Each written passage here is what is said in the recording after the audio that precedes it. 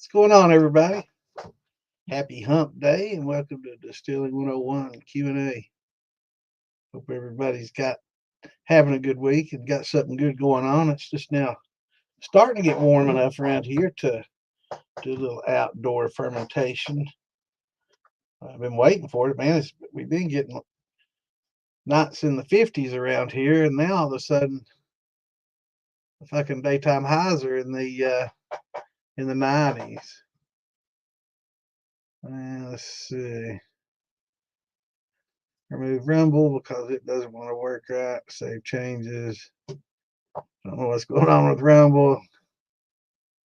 Seems a little harder to get into. I wanted to go back to the manual setup on that, but got to do my thing, get my links out. You know the drill. Give everybody time to trickle in here and get a drink, settle down. Put on my spectacles so I can see what's going on. Yeah, damn.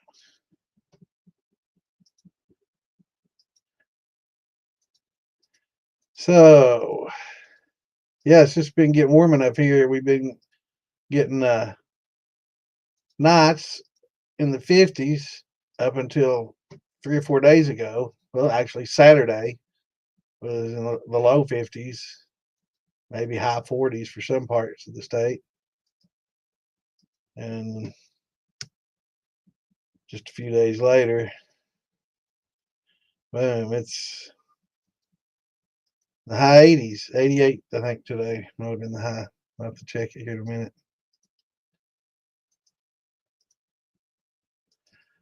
But anyway, it's just now getting good warm. So we can start doing a little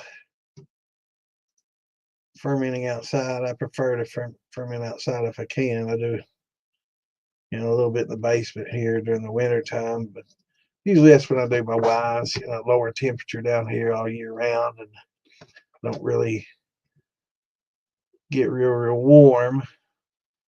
So I don't do a lot of the fermentations like the warm yeast like I use for a lot of mine.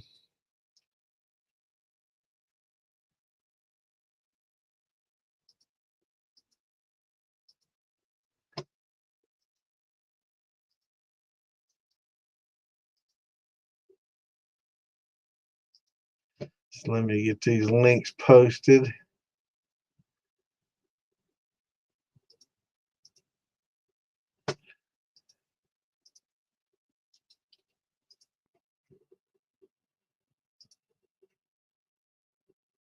And then we'll get down to business, see what everybody's got going on.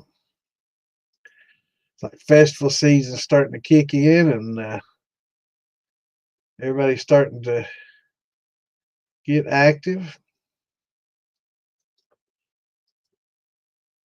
I think we got the popcorn Sutton Jam this weekend for those that are going. I don't think I'm going to be able to make it this year, but it's a pretty good celebration.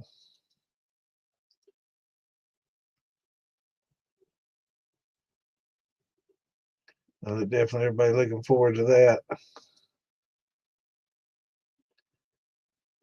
Pretty good celebration. I'm not sure what bands and stuff they got coming.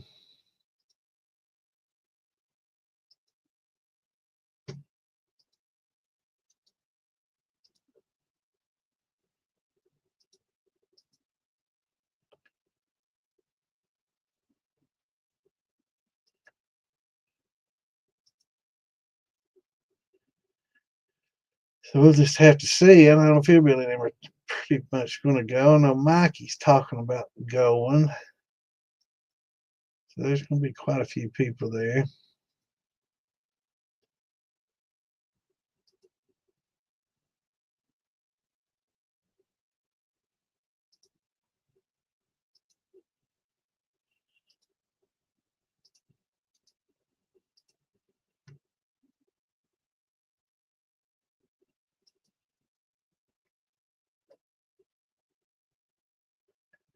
I hope everybody goes and has a good time. I just I can only do so many a year, and it's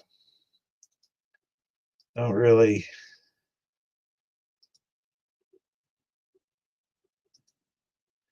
want to. Can't really go to every one of them. I wish I could. It's expensive, especially ones that have places that charge you triple what the room rates are normally. It kind of takes the fun out of it. I understand some of these towns don't get a lot of tourism and stuff, and depend on some of these festivals to bring in some money. But damn, you got a gal just like that. It's pretty tough. So I like the ones kind of like Farm to Bottle where you can kind of go and camp out and enjoy yourself, have a great time, and not break the bank, just go to a festival. All right, that's as much as I can get for now. We'll try to squeeze a few more in here in a little bit. They keep me on a tight leash on Facebook, man. That's about the same number every week I get to send out. And they put the skids on me.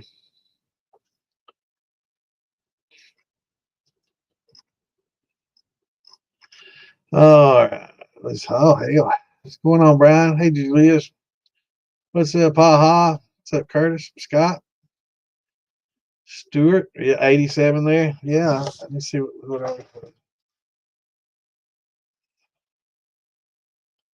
Yeah, it got pretty warm here today and yesterday, too. I think yesterday might have been as warm as today.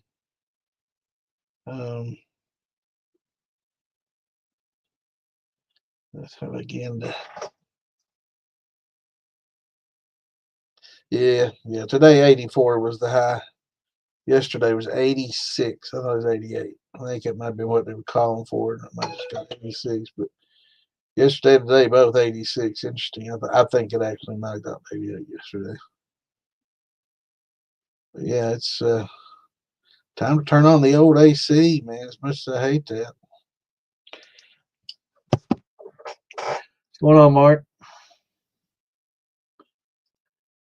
All right, Scott. Running some blue corn and apple today. Not the best, huh? What didn't you like about it? Didn't just the flavors didn't work together? Yeah, that's something we kind of talked about in the past. There's a lot of different combinations and stuff, and I never heard of a lot of people doing like a corn apple. And I don't know, maybe this is why. I'm not sure how did it turn out, Scott.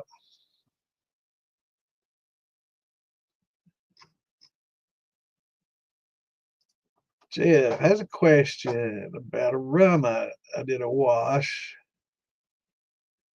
And I got a question about a rum I did a 10 gallon wash and add 3 gallons of back set. How would the back set affect the specific gravity? Well, hopefully, you're not going to have a lot of sugars in there to add to the density or to the viscosity. So generally, your back set will probably be some alcohol, which will be very light bodied, like, maybe thinner than water, right? Um, so unless you've got sugars in there or you post flavored, or you added some flavorings to the mash before you ran it, or something like that, it shouldn't. Um, it may affect the gravity if you have alcohol in there. It may actually show as a lighter bodied liquid than water, because that hydrometer is designed to measure sugars in water. So it zeros. And a good way to check it would be to put your hydrometer down into your back set with nothing else in it and see if it reads zero. So if it's reading zero, it's just pretty much like a water, but it may actually sink a little bit below zero because it's unless it has something in there thickening it up some, it may, with the alcohol content that it has, drop down. So if you have a little bit of it, Put it in your graduated cylinder and check the gravity of it. That's something I've never really checked the gravity of my back set. So that's be interesting to see. So let us know. Hoping to make the Shine On Festival in October. Awesome. Well, I guess my first one's going to be probably Fillbillies, I guess, up there in Ohio. We're going to go to hang out there July 11th, 12th, or 12th and 13th. I can't remember. It's one of the two. Let's see if I can find it on here. Shameless. Here we go. I love it when I have all these windows open and everybody starts sending me messages. Man, I've got like 15 windows open and they send me messages, and there's some, it comes in, it just sits there and spins in circles because I still have like 5 or 6 pages open that I was trying to share the link with that I wasn't able to. So yeah, it kind of lags me down there a little bit. Let's see. Yeah, 11th and 12th. That's Snickers Bar and Grill, Dayton, Ohio.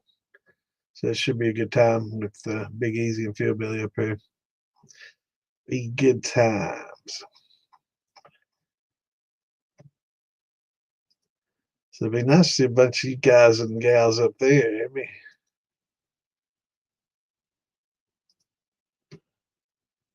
what's going on, Dark? 74. That's nice, brother. It's yeah. What's going on, Jay? You kidding me again? When's this got? I know we've had we had an again here in Kentucky too. We had the one that went between London and Somerset that was really, really, really bad. It was an F4 and it was a mile wide, and it was on the ground for like 40 some miles. It was horrible. Fortunately, it went through a fairly remote area of southern Kentucky and didn't affect a lot of people, but it did go through some small towns and through some decent sized subdivisions, and quite a few lives lost. It's horrible. Then we had another one touch down here in Kentucky just this past week.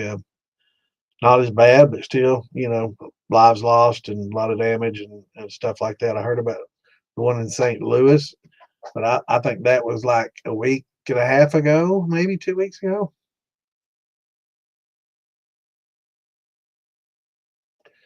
Kansas City. What's up, brother?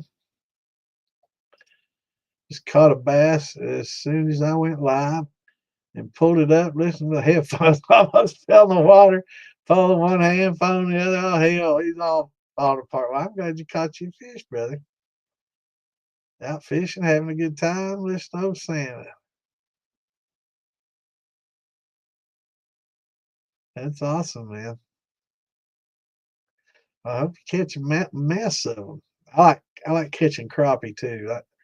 I enjoy the fight of the bass and catch the bass, but as far as eating wise, I prefer crappie and bluegill. They're pretty, and I like throwing them bass back so somebody else can catch them. Yeah,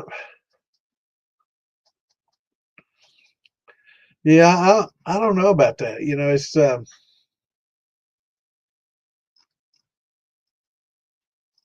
that's why I've always wondered. What some of these comments, but sometimes you got to try it because sometimes it doesn't turn out like you think it would at all. So you get surprised. So especially with a blue corn and apple. If I was going to do a corn and an apple, blue would probably, or the Oaxacan green would probably be two that I would give a shot with. But they've been doing it a long time, and I guess there's maybe a reason why you don't see a lot of people or hear a lot of people doing it, because it's both fairly common. It's like peach apple, or corn peach. It's just you don't hear a lot of people now. Apple and rye, or I don't know. I'm trying to think of some of the other mountain brandies I've heard. I don't know. It's just interesting, trying different combinations. That's what it's all about. The red corn and apple was great. Cool. Yeah, I was saying maybe the earthy, like a Bloody Butcher or something would be with the oils and the earthiness, and the apple might work together. You got to try to imagine how each individually would taste and then kind of combine those flavors. I know that's what, a lot of people do when they blend bourbons and whiskeys and stuff. They kind of take a bunch, 10, 15 different uh, whiskeys or bourbons and try each and kind of blend the two to get the certain notes out of everything. So, yeah.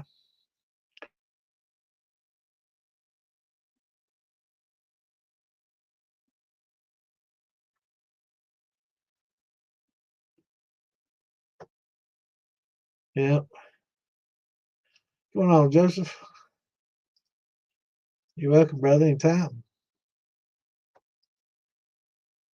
Today, the tornado? Wow. Yeah, I knew they were calling for some. That's probably headed this freaking way, man. They were calling. I heard them calling for rain here tomorrow. I guess. I guess I get up early. I didn't get a chance to today, and I got to clean my front gutter out. It's the last rain. It was kind of overflowing there, and the whole gutter's clean. It just gets one spot, and all washes right where the damn downspout is, and just starts piling up there. And I have to jump up there and clean it out. Soaked and scrubbed the new column and lint arm. 551 found out quick. Yeah, that's the hell of a way to find out, brother. At least you wasn't salting a ham or something when you found out. Yeah, I was just watching a video about a lot of unique trees and stuff people are talking about, and they mentioned their pawpaw in there and a few others. Um,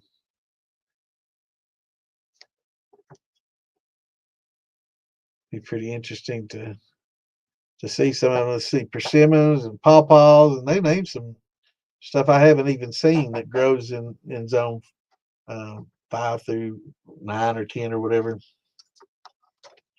So it'd be interesting to see. I wish I had room, and I wish I was a lot younger so I could plant a lot of these and live long enough to see them come to fruition. I guess you could say literally. What's going on, Jonathan? Coca-Cola recipe bounced around the internet. Uh, you can do sodas. I'm pretty sure Philbilly's done it. Hell, if you can check some of his videos out, I'm positive he has. I do know that we've had several guys that's done the syrup. They've got the syrups that kind of expired, and they couldn't do them in the fountain drink, so they just used that with regular water and a hydrometer and nutrients, and just made a wash out of that. But the actual Coca-Cola, let's see, I'm not sure what are they putting these damn. Let's see here. Potassium benzoate. That's the profession flavors. Phosphoric acid. I'd say if you let it go flat, it'd be fine.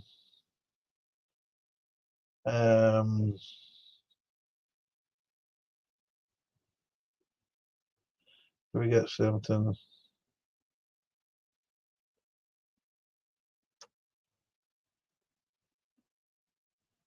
Sulfamine, potassium citrate. So those are your preservatives right there.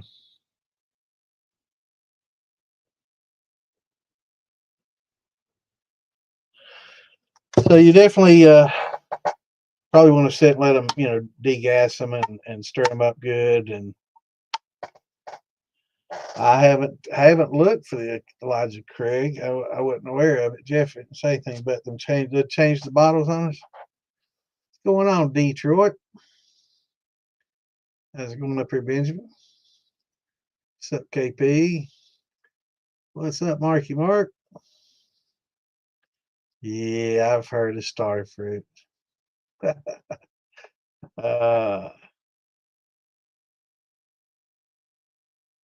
no, I haven't, but I do love me some Elijah Craig, so I'm gonna have to find one. Did they just change the bottle, or did they have a special one out, or did they just change the bottle on all of them?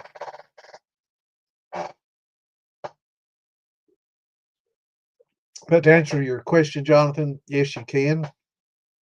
Um, I think the guy that did the syrups had mixed results, but all in all, was pleased. And I'm pretty sure Philbilly's done. I know, and as a matter of fact, I know Philbilly's done. He's done about everything that you can ferment, as far as just for the channel and stuff. Just tried a lot of different things. Is a lot of people try to think outside the box, come up with something new and unique and different, and Philbilly's all about that, man. He loves that shit.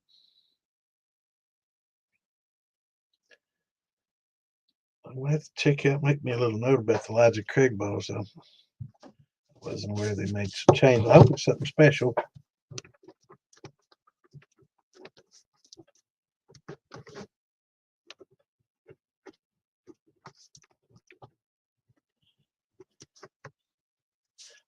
If it's collectible, I have to pick it up.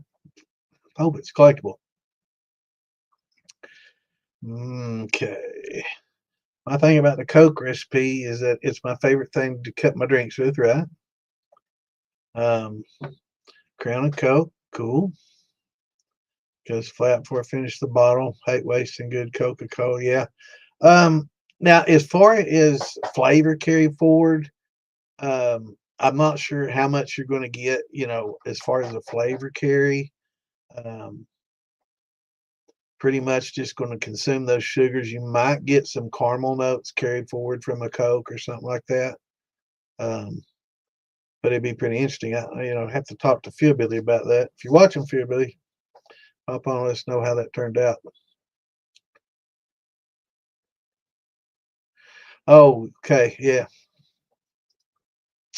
yeah. I got one of those. Actually, I got one of those. It's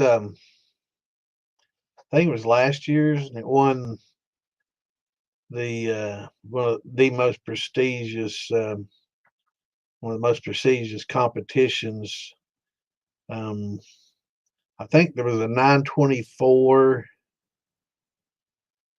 and a C924 or something like that, and then my B 312 or something. I can't remember what the daggone numbers are, to be honest. I think it was. I'm pretty sure it's C924 and B 513 or something maybe. But I got the maybe 512. But I got the one that won, and a lot of people in the 924, it got a lot. It won a lot too. And actually, both were in this same competition. So the you're gonna make me get up and walk in there. Make me do that. I'll be right back. Better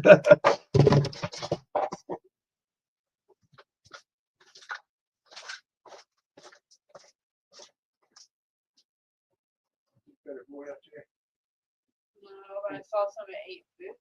Didn't look bad there. Didn't go too far.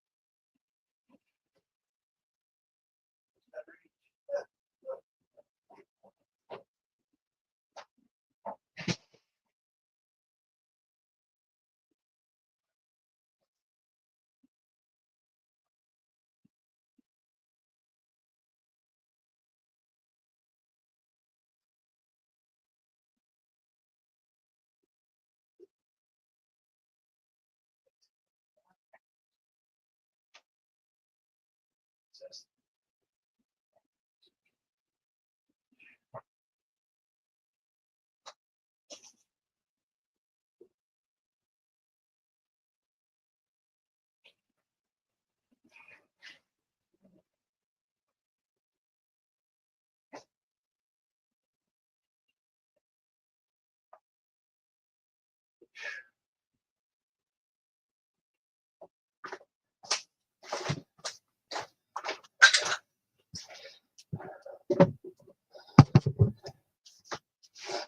Oh man, I got so much shit in the way.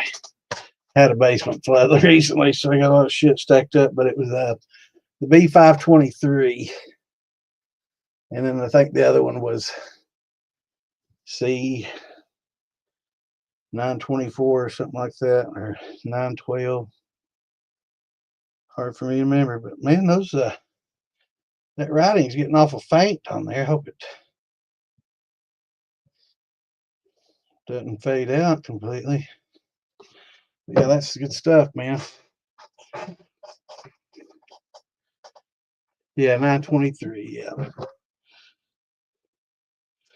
Yeah, the 524, I had that also, but the B523 was the one that won the competitions. I also had a 524 that I drank, but the 523 is the one that won a bunch of awards and actually beat the 923. That was won quite a few other ones. So yeah, but both excellent bourbon, great value for the bourbon. The barrel proof is a little more expensive, but you know you're getting a good barrel proof whiskey, man. It's really good stuff. I wish this wasn't fading so quickly though, man. Yeah, this is a 11-year, 5-month. And basically, I mean, it probably has some 12, 13, 14-year-old stuff in it, but they can only call it the age of the least that goes into it. So when they make a blend,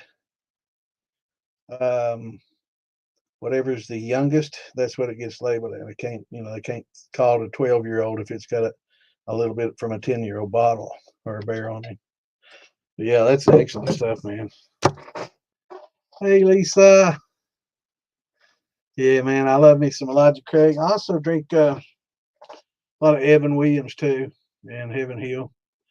Evan Williams bottled and bond, probably one of the best values in bourbon out there. You know, that's probably, I'd have to call that my spirit animal. I drink mostly that for my everyday, kind of go-to thing. Definitely, the bottled and bond's really, really good. And so is just the straight Heaven Hill, but it's a little bit more expensive, and I don't think it's a lot better. Yeah, they're both really good value-wise. Hey, Lisa. Hope you're having a good day. Yeah, I do too, man. They put out some good stuff. They do for sure. Yeah, and it's not always been that way. They've kind of stepped up their game. I mean, they've never been like a slouch in the bourbon world, that's for sure. They've been around a long time, but they've kind of poked their head into the top shelf, category. They've always been a middle shelf and a bottom shelf kind of draw, but at least when I was young, they were never really, at least in my opinion, were never really considered top notch. But they've upped their game probably in the last 10, 20 years for sure, which is probably as long as a lot of you have been drinking it. But yeah, I've watched them kind of come along. But yeah, they're good stuff, man. I like Heaven Hills for sure.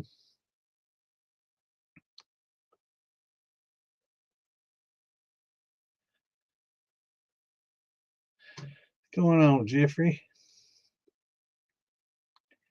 I hope I didn't miss anybody.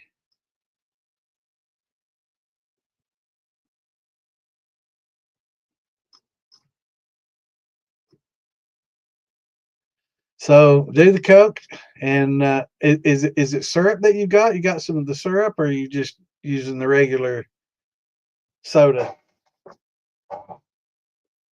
Because if you're using the soda, I think you probably might have to kind of stir it up, degas it, let it foam, and take a lot of the some of the carbonation out of it, and let it sit a little bit, and then get you a gravity reading. You may have to add a little bit more water. I'm not sure what the gravity of it is, but it's got to be pretty sweet unless it's a zero.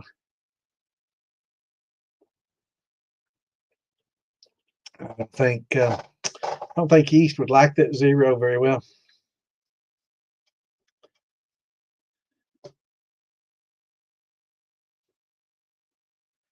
Yeah, Jack. Jack's always been a big commercial name. Never really a top shelf, but a first choice by a lot of people.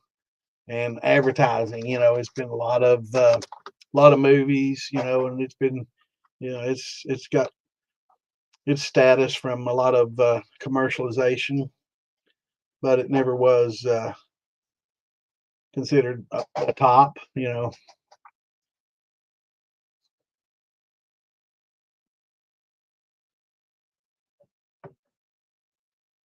That's one of those Tennessee whiskeys, man.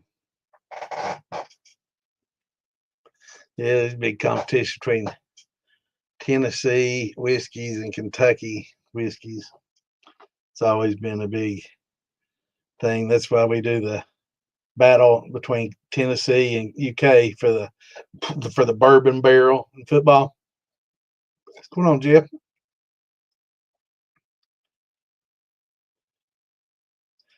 Sand plum brandy. Well, now I've made plum wine and plum brandy, but I don't know if any of them are sand plums. Now you're gonna have to educate me on what a sand plum is, William. I'm not up on my plums like I should be, but I do like them, and I know they make a really good wine. Um, I love my plum wine, and makes a really good brandy. They call the brandy made with it Slivovich. I probably butcher that every time I say it, but going on, hillbilly. Yeah, Jack's always been good. It's something that I drank a lot of growing up. And Jack and Jim Beam, I consider both of those fairly comparable and both advertised about the same way. Hillbilly's been having people hijack some of his advertisements and stuff and posting them in other groups under their name. I don't know if I'd be flattered or mad, maybe a little of both. That's advertising for you, brother. Just as long as they don't say something bad, make you look bad. Small red plum grows in the wild alongside the sides of the road. Cool. I learned something today. I wasn't. Now, is this in a certain area? I don't think we have a lot of these wild plums here in Kentucky. Where are you at, brother? Or just generally? Some wild growing black raspberry. Yeah, we've got a bunch of blackberries in eastern Kentucky, and I had to drive 5 hours round trip there to get them and back. It's like, man, I don't want to spend $60 in gas to go pick a few pints of blackberries. I'm not sure if they're ripe or how many of them's going to be, but we used to four wheel up there and an old road, and on both sides of the road going all the way up it, there's a lot of blackberries. Well, I'm glad you stopped in, brother. Oklahoma. Well, that's cool. Yeah, we don't have a lot of those. What during the Dust Bowl was that olives? I guess they planted a lot of olive trees to help prevent the growth the movement of the Dust Bowl back in the 30s. So I don't know, maybe that was your post hijacked. Yeah, one of the jars had. Yeah, I saw that, brother. And it had a stave in it. It's like, man, that kind of defeating the purpose. What the hillbilly glass barrel, man, is the whole reason to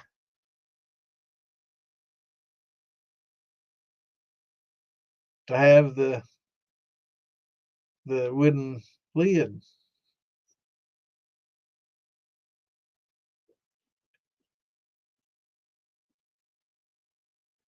Oh, wasn't around until 79. So it's something that's kind of, oh, you weren't around till.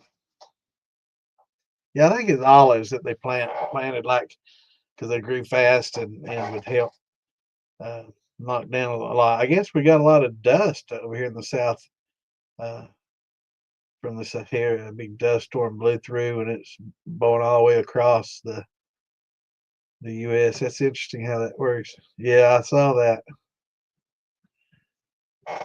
Yeah, I saw it. But yeah, back then they called it the Dust Bowl, and we had really really dry seasons all the way across the nation, and they were trying to stop the spread of the desert. They were afraid that it was going to cover the whole United States and it was going to spread, and we were just going to become one big desert. And so they, part of the Civilian Conservation Corps, all got together and I guess they had a chain gang and other people and volunteers and everybody worked together and they planted olive trees and other trees, hopefully, I'm sure, but to block the spread. Pretty interesting.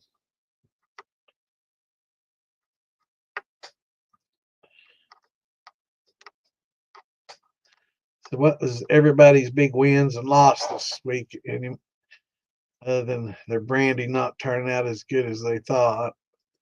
So that's was that a Blue Hopi or Ohio Blue?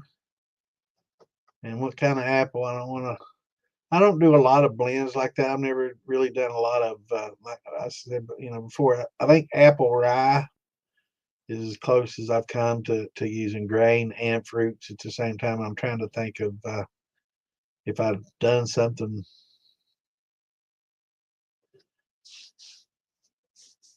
I don't know. I'm sure I might have thrown a oat and a brandy or something, possibly. But I've never really done like a corn, peach, or apple. What's going on, Mr. Dance? How you doing, brother?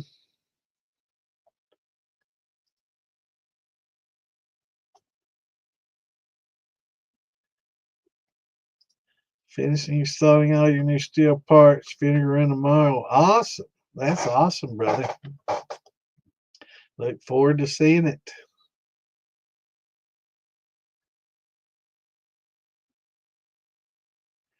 Yeah, you have to post us a pic in the militia and show us what all you got going on, man. I look forward to seeing it. And the DIY page. Well, I've been thinking about, I have to talk to Eric, but I've been thinking about adding maybe the DIY and shine and stuff. Been thinking about maybe taking the stuff out and doing a DIY shine and off-grid living or southern living or something like that, so we can talk about canning, preserving. You know, that's something I've kind of recently thought about, and I've done it my whole life. My grandparents and parents, my parents not as much. My mom did a little bit in jellies and dabbled here and there, but my grandparents big time on both sides, making jams and jellies and preserving fruits and vegetables and stuff. But I think a lot of the young people are not seeing a lot of this and not learning how to do a lot of that. And it's like one generation. It took, like I saw an ad that said it took us hundreds of years to perfect it and one generation to lose it. And it's like it's just not something that a lot of people do. And Ann and I do a lot. Well, Ann does most of it. I suggest it and do the farming, and she does a lot of the preserving. But I mean, we make jams and jellies. We put a lot of sauces and uh, sauces and salsas, um, and tomato paste, and stuff like that, and can those up, marinaras, things like that, pizza sauce. And man, it's good. I mean, you can't, that stuff you get in a jar, can't touch it. Um, but I think promoting a lot of that and kind of off-grid type living and more self-sustaining. Because who knows, shit could go south pretty quickly. If it does, I'd like for everybody to be able to take care of themselves and use their stills for distilling water and making tinctures and alcohol and everything else they need them for. Guess they're also called Sandhill or Chickasaw plums. That sounds like an Arkansas kind of southwestish. No, it's mid south, south central. I think there's a lot of Chickasaw down around Arkansas and in those parts, if I'm not mistaken. Small red berries, large pit, bitter.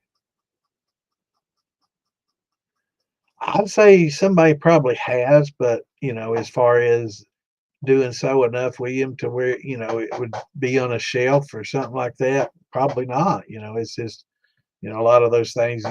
These days it's all about the Benjamins. They don't do a lot of things for quantity or quality. It's all about quantity and low cost. So, but I am thinking there was a moonshine episode that Amanda and Kelly went searching, and they found some sort of, what was that berry they were picking?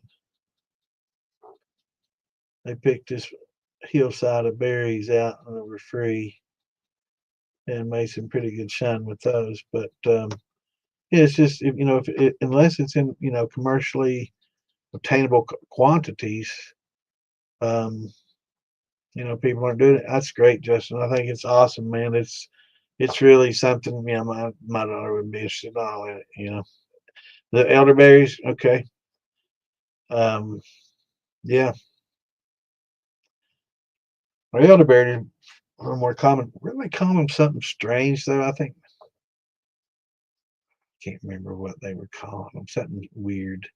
It might have just been elderberries, and I'm thinking of something else that happens a lot these days.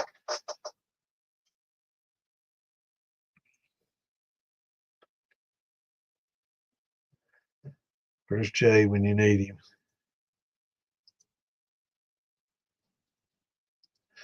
I'll have to check it. I think it was elderberries or maybe a cousin to the elderberries. It probably was elderberries. I'm thinking of something else.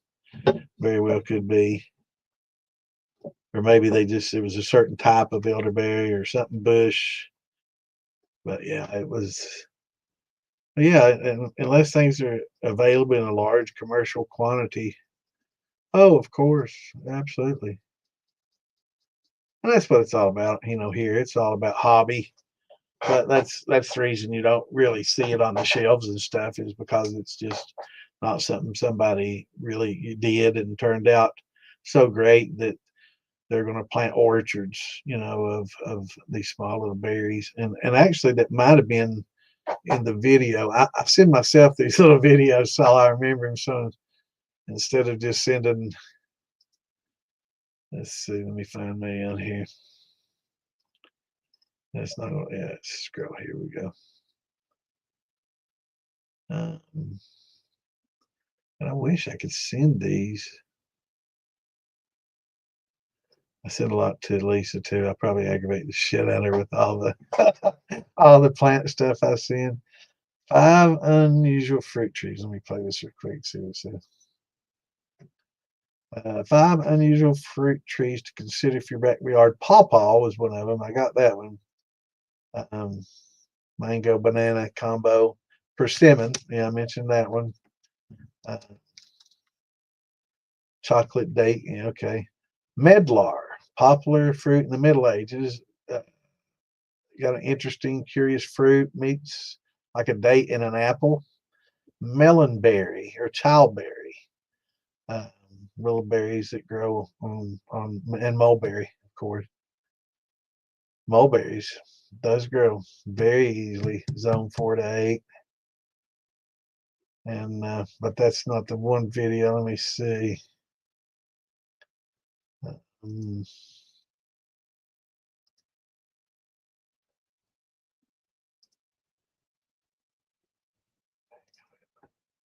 make me scroll through all that again. Okay, here we go. 5 berries to propagate. Wish I could see these. Why can't I hear anything? Yes. Oh, yes. Had a group of berries. Those were good. But I've never heard black currants. Maybe it's currants they were talking about. Elderberry.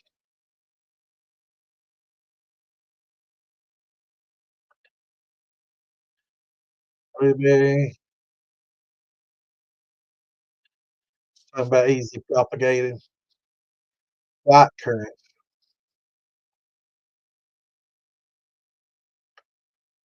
Okay. Well, that's good.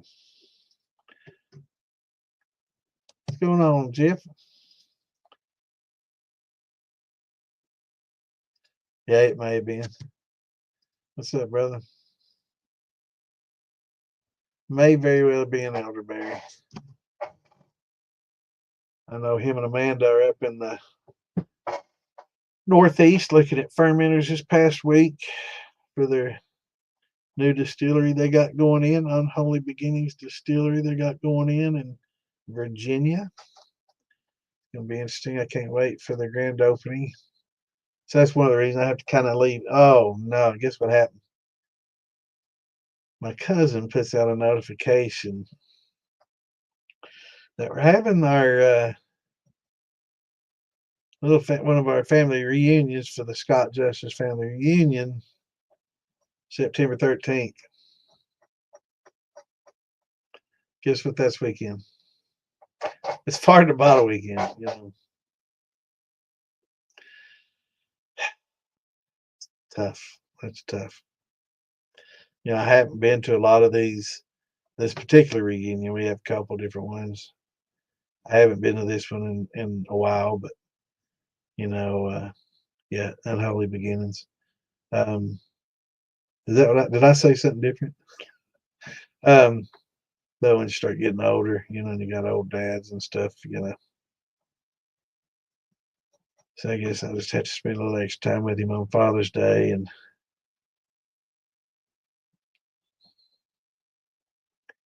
yeah, Unholy Beginnings is going to be a really. Is that did I say something different? I don't know.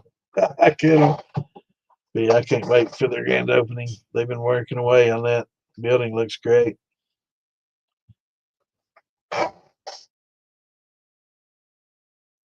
And Jay and Amanda and Andrew and Jeff, I guess, Warnicky, all of them in together. It's gonna be awesome. Is that what it is? Maybe you have something. Maybe. Yeah, it is about that time. So what's everybody drinking tonight? That's what I want to know.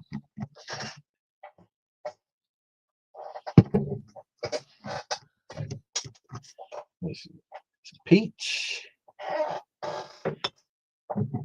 and some Weeded Buddy Butcher. I got a little bit of this left. Been sipping on that for a little while. It's 135 proof, so I don't know. Jack 12, huh? Jeff, did you hear? I guess Elijah Craig has her new barrel proof out. I'll have to swing by and grab one. I just go by the liquor store and get that. But I'd like to know if there's a specific number I'm looking for. going on, Richard? Richard, you're here just in time, brother. We just took a shot. Working tonight. Uh-oh. All right, brother. Thanks for stopping in. Good to see you. Don't work too damn hard. B525, is that the number to look for? Not enough. There you go.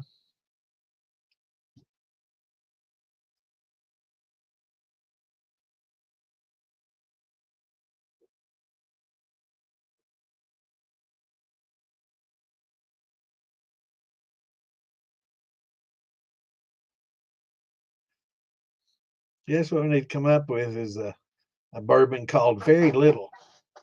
That way, when you get pulled over and cop asks you, what you been drinking? Very little. Very little. Won't be lying with you.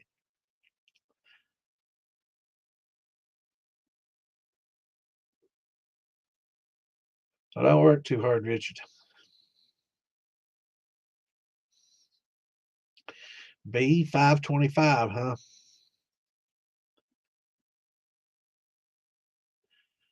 Yeah. Service your lips with the liqueur. B525.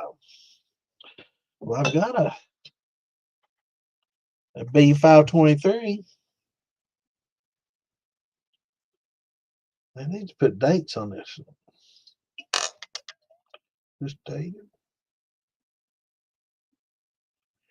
Maybe the EPC could give a date, but I don't see any hard date on it. But this is last year's when the 523 did so well. We were just talking about that a little bit earlier, Jeff.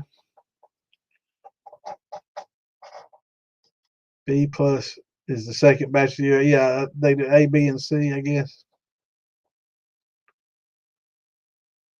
Oh, well, that's good to know. So this is the 523 is from 23. Then it's a couple of years old. Okay.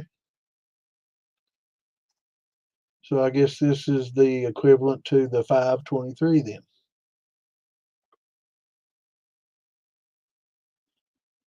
Interesting. Good to know. So that's why I should have gotten the C924 then, because that 24 was the year 24. Damn it. And this 23 and 24, I guess last year got into a competition together, and people picked that 523 over the 924. Interesting. I'm glad to know that. Good to know. Yeah, what's the proof on that and age? 11-year-old. Yeah, this is 11-year, 5 months. Actually, it's 13 years now, but not in the barrel. 124.2. This one. I think that 923 might have been a little higher. What's up, Clint? I didn't see you sneak in here, brother. What you been drinking? Very little, man. Or maybe a beer named Nothing. What you been drinking? Nothing?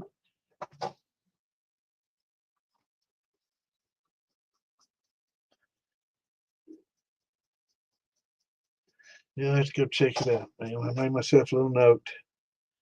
I'll try to get those.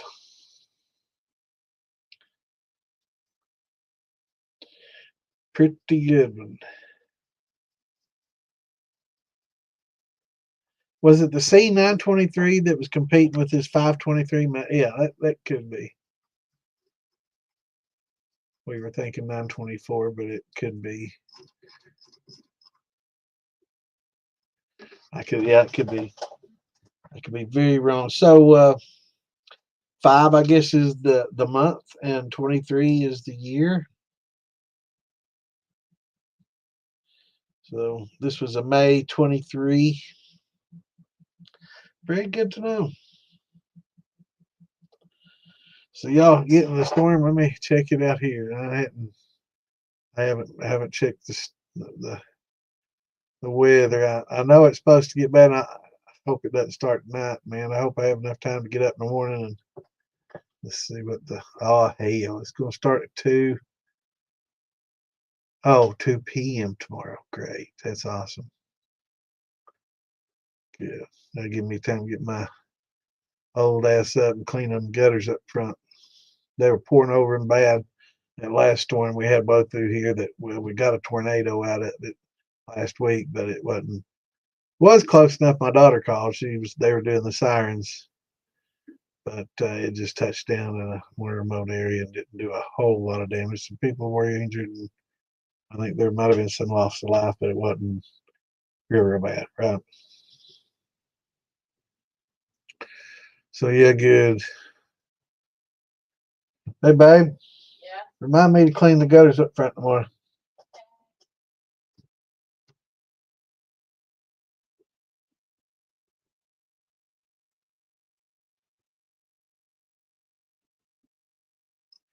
Thanks for reminding me, brother. I definitely need to do that. I don't want this basement flooding again, man. This is the second time it flooded, but when it rains for a week straight and just saturates everything, it's just has nowhere else to go. The groundwater's saturated, everything's saturated. It's not, wasn't an issue with the gutters then. I had them cleaned out.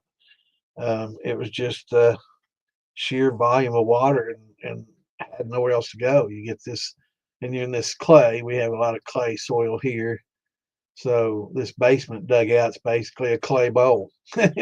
Water just really doesn't drain well in that clay. So it finds its way, once it saturates everywhere, it just kind of builds up around the basement walls and every little crack, it'll start coming in. So actually I had some this last time come in an area that it didn't the last time it flooded. So we're going to have to put everything up on little blocks of wood down here from now on, furniture and everything. And I'm going to put some tile down and kind of block everything up a little bit. That way I can just wet back underneath everything and not have to worry about anything. Keep everything up off the floor.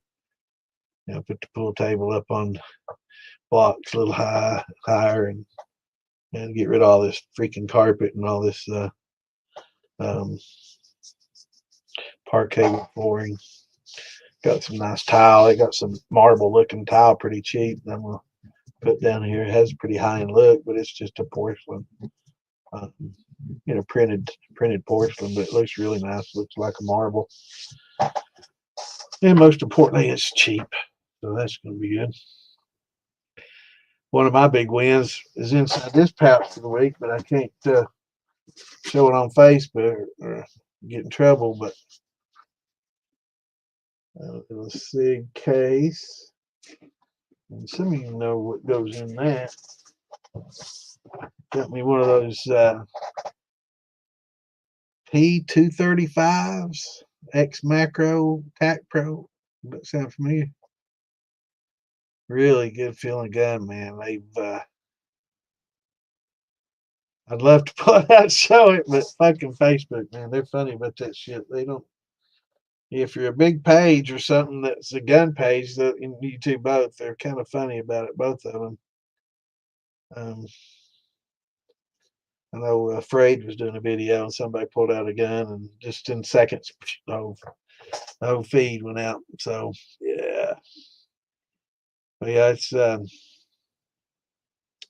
feels really really good. The trigger's a little heavier than I expected. Everybody talked about such a really good trigger.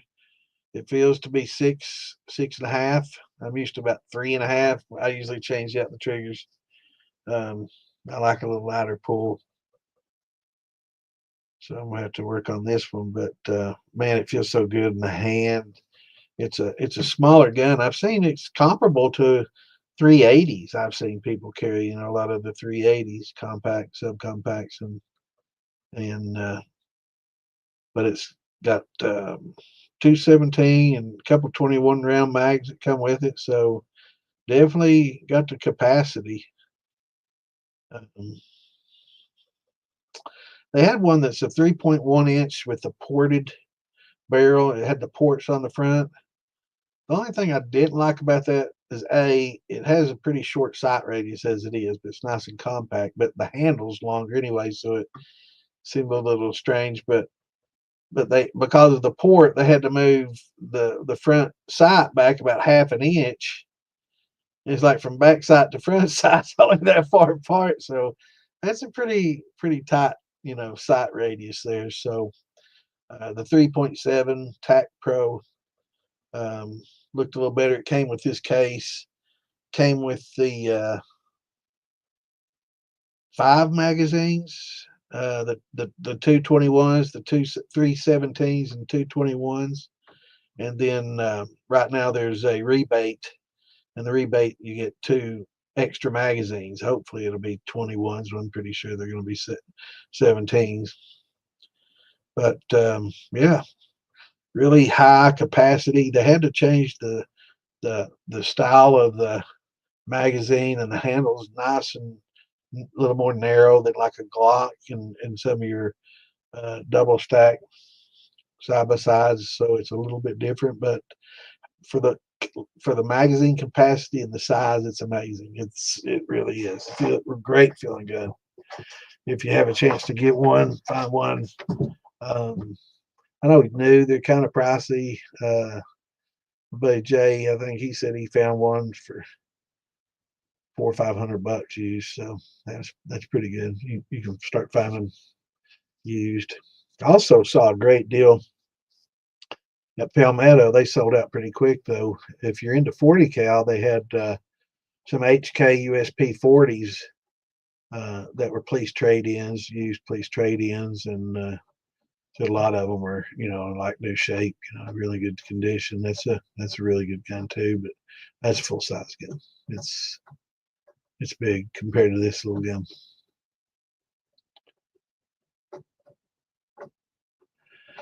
Yes, sir, brother.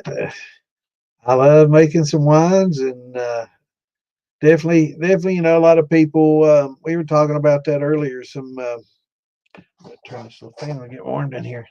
Tell me if y'all can hear that. I know I used to when I had this microphone on, it kind of blow on it. So if that's a noise, I don't like having a lot of background noise and stuff like that going on. But somebody was asking about different acids and why they were getting acid buildups and things like that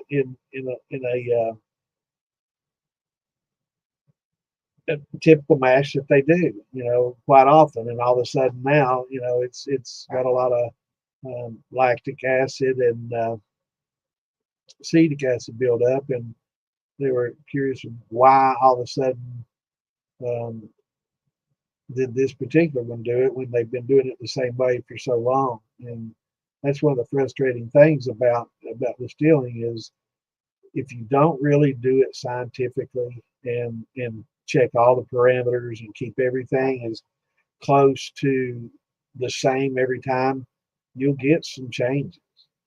And we talk about keeping the yeast happy, and a lot of people, I don't need yeast nutrient. I've never used it. And it's always worked out fine. And it will until it doesn't, and it may be stressed and it may have been a lot better had you um, not used the nutrients and stuff, and it's a lot of people think just because something works without something, it doesn't need it. And that's the difference between good, better, and great. Or average, or mediocre, or shitty. Um, so it's good to do a lot of these things and to keep them, tolerances as tight as you can to, replicate it and get consistency. That's really, once you try to do that commercially, consistency becomes huge. Anybody can, turn out a decent brandy, every once in a while, but to make it, no, you really don't want it in your must. It's okay for like a mash if it comes late, but really in winemakers, it's always been a horrible no-no lately, there's always some trendy people going to be different. It's, oh yeah, they're introducing lacto in some of their wines and all this shit to be different, and I doubt that it's going to win any awards or competitions or anything like that. But people are doing it, and if you do things properly, Clint, you won't. Um, but yeah, let's see.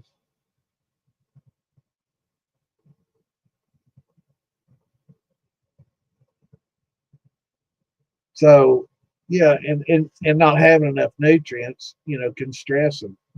Excess oxygen, right in the middle, stirring things up, dumping in a bunch of baking soda, because the acid, dropping down. So that's, you have to stir in the baking soda. That baking soda is kicking off a lot of oxygen, and you're stirring it in and oxygenating your mash where you really needed an anaerobic mash, and then you got other bacterias, forming,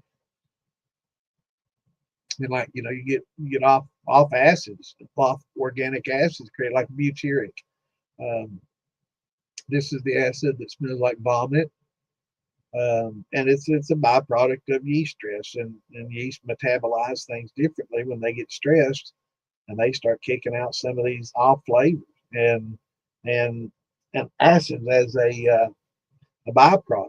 And a lot of the acid, acidic acid stuff, is just part of the fermentation process, and you're always going to get some. That's kind of why your pH tends to drop over the period, of the fermentation, which is why we talk about using the stabilizers if you want to use the 5.2, or using the oyster shells. Crushed oyster shells have been boiled up and cleaned up real good, and put those in there. Anything to help buffer, to help prevent that from getting to a point where it'll stress the yeast. And then also making sure you have enough yan and fan. A lot of people think, oh well, I've got this in there. That's a good enough nutrient. They think, well, because fruit's a nutrient to us, fruit really shouldn't need nutrients, right? They think yeast eat, and that's not the case. You got to have a yeast assimilable nitrogen, which is a yan, and a fermentable amino acids, or fermentable amino nitrogen. So that's the yan and fan. Um, and you really have to have that nitrogen, to feed the yeast. You can grow a plant without fertilizer. Does that mean you don't need fertilizer? That's the mentality of a lot of shiners is, I've done it without that, therefore I don't need it. And that's like, so I grew a whole garden without using any fertilizer. Okay, and you didn't get much production out of those plants, but yeah, I got production. I got some. I got a couple dozen tomatoes out of them 40 plants. But okay, but how much would you have gotten had you fed them properly and treated them properly? You'd have got a lot more. So, and it would have been better. So sometimes it's not just because something works without something doesn't mean that you don't need that to make it better. And that's and I know a lot of times that's, I get that, well, I've never added it before and everything's turned out okay. Well, what's okay? That's a subjective answer and statement. What's okay to you may be shit to somebody else, and who's to say it wouldn't have been a lot better had you not followed? If you had followed, some of the steps and things that you can do to keep your yeast happy. Now there are certain techniques where seasoned distillers kind of stress yeast at a certain point to get an off note intentionally. But that's just something that they experiment with, and maybe they've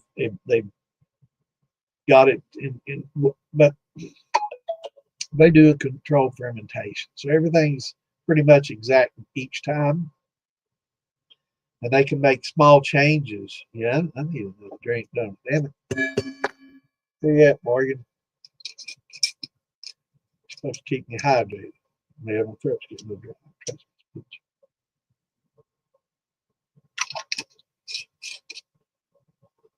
Yep, things getting too hot. But it depends on the yeast. Sometimes these yeast, like the tequila yeast, they prefer hot. So they're not going to really give you off flavors because they've been selectively bred, and or maybe it just turns out that way. But I think it's selective breeding plus where they're used, and in a lot of areas where you get agave, and that is warmer climates. So I think that blue yeast, I think, is pretty much likes it in the mid 80s.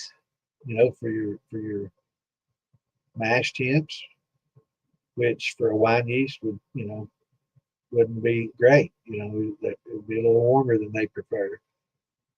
But a lot of commercial distillers they have a pretty tight um, tolerances on everything, so that they run everything just the exact same way every time, and there's not a lot of variance.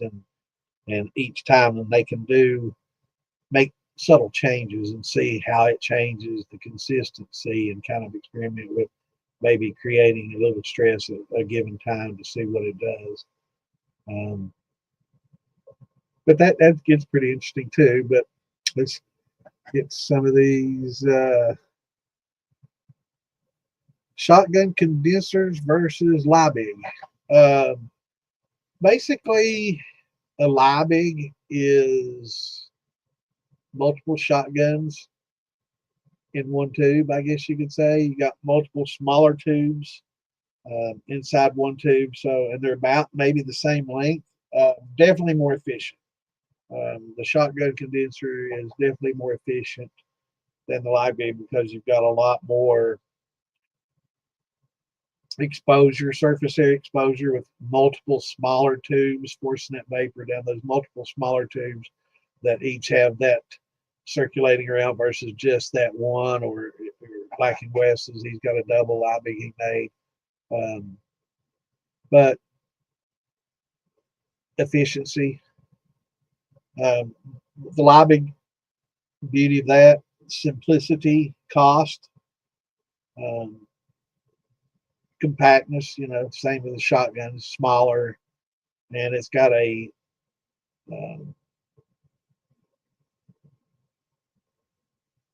canister type, I guess you could say, because you can force the water through it, whereas in like a flake, unless it's a enclosed flake, you're going to have only a limited amount of water to how much water that you can drain out of that top drain. So lacto, okay, and a must. No, it's generally, if you do your wine properly, you won't get a lot of lacto issues. Basically, because winemakers keep everything clean to a certain standard. So maybe if you're doing the grains and stuff and you get a lacto, and it's on your equipment that you stir with or in a fermenter, that's easily carried over. So that's something to be conscious of. But generally, the winemakers know, they're dumping that water in on everything at 100 over 160 degrees, so they're killing off all the bacteria that can, like, what's the I was trying to think of this one that was a contributor in making the butyric acid. I can't think of what it. Clostridium. It's a lot like the butyric bacteria. Um, Clostridium bacterosis, something like that. I can't remember what my mind. I used to know all this shit. But anyway, it's a bacteria that helps promote the growth of butyric acid. But anyway, you kill off a lot of those when you dump in that 160, 180 to 200 degree water all over your fruit and everything. That's why you're doing it. You're killing off any bacteria, you're killing off any lactobacillus, you're killing off any of these problematic wild yeasts, other things that can become an issue, and also cause off flavors and stuff. I mean, a lot of these wild yeast stress over everything, right? And a lot of people like using the wild yeast, but at the same time, um, most of them aren't selectively bred for a high alcohol tolerance or temperature tolerances, which is why a lot of times using a lot of these wild yeast isn't a good idea.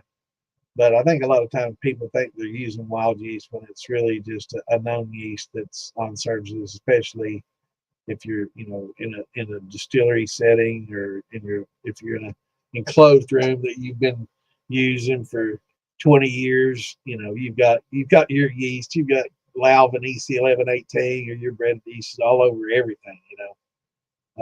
So, but yeah, it's something that winemakers don't really come into contact with a lot, because their standards as far as cleanliness and using airlocks and, and monitoring is much more tight than just what those shiners do. Most shiners do.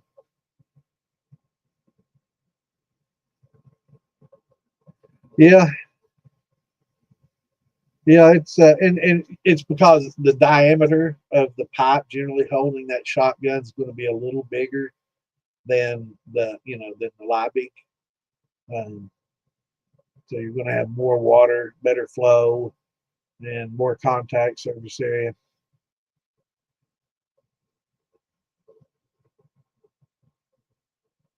Yeah.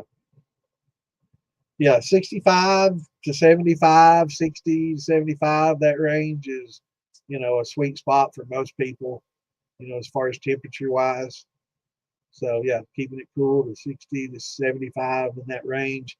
A lot of people think it has to be down in the 40s and real cold, and it doesn't. It condenses very well at 60 to 75, and seems to be a pretty sweet spot for a lot of people. I found, and I've found the same over the years. And that's, I try to keep it within those ranges. The child is Norway. I find it amazing how Quebec yeast loves heat, and how certain strains can produce such prominent fruit flavors.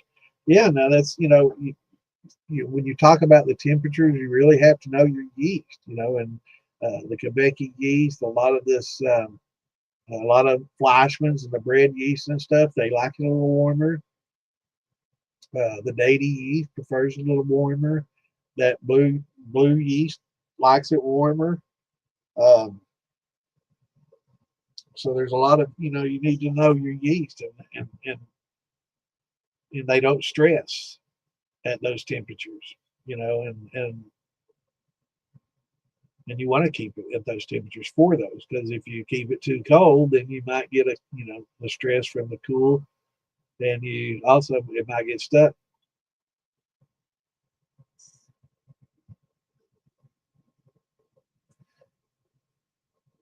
All right, Clint, you had me wondering if he was from a child from Norway, man. I was like, man, I didn't know he was from Norway. Okay. Growing up as a child in Norway. All right, I understand. I can auto correct fucks with me a lot too, really. What's going on, Rick?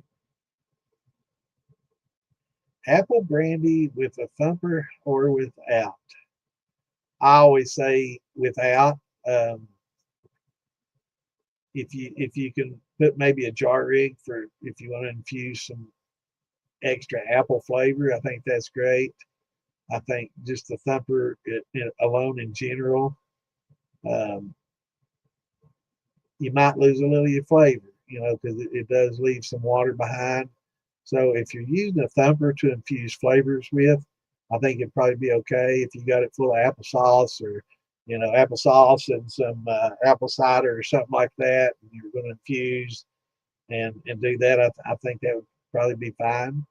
The jar rigs tend to flavor a little more without holding a lot of the water back. They don't fill up as much, maybe get as cool as a big thumper. So, you got a small jar instead of a big, huge 5 gallon, or 10-gallon thumper. My watermelon it's ripening. That's, it's ripening. I'm going to let it get good ripe. And I'm not going to give too many secrets out about my watermelon now. That's something, after it's all done and said and done, I will. But there's certain things happening right now. I can tell you, but then I'd have to send my men out.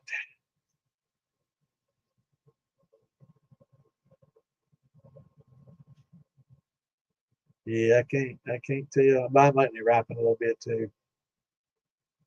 Shotgun's like having a bunch of mini liveys. Yeah, yeah, it is. That's exactly what it is. It's a bunch of mini live bigs within a larger tube. I like a shotgun condenser. They're really efficient, but the worms are the best. If you got the room and the space, um, and a good setup. Damn, here we go again. Hair in the nose. Man, I thought I would be plucking my damn nose hairs alive. Oh, it drives me crazy. Maybe it's this fan blowing it up. Yeah, it's the worms are really the best for sure if you've got room. Uh, the biggest issue with worms is the input line is a lot of times the same size as the line that drains it, right? How's it going, Gary? Doing great, brother. How about yourself? So what happens is if you've got more coming in that can drain, it's going to overflow. So you're limited to how much water that you can put in to circulate by how much water actually drains, which is why you need to have maybe a garden hose size coming in and maybe an inch and a half, going out, so you can get increased water flow if you need to adjust your temperature in that way. If you don't, then you're just going to be stuck dropping in little water bottles or 2 liter jugs or gallon jugs, depending on the size of it. Um, ice. And I've seen a lot of people talk about, man, I don't know if I can run this way and not much more. This buying these bags of ice is, they're buying bags of ice for their condenser, and I'm like, no, no, no, no, no, brother. You gotta save room in your refrigerator, or I mean your freezer, for 2 liter jugs or gallon jugs or water bottles if you have the small bever, that you just set that right in the little uh, pot right in the middle of your worm. Um, one of these, you sit right in the middle of your coil of worms, and it's frozen, and it helps a lot. Without that, you can't even regulate the temp of those little worms. What's going on? I'm glad you enjoyed the content.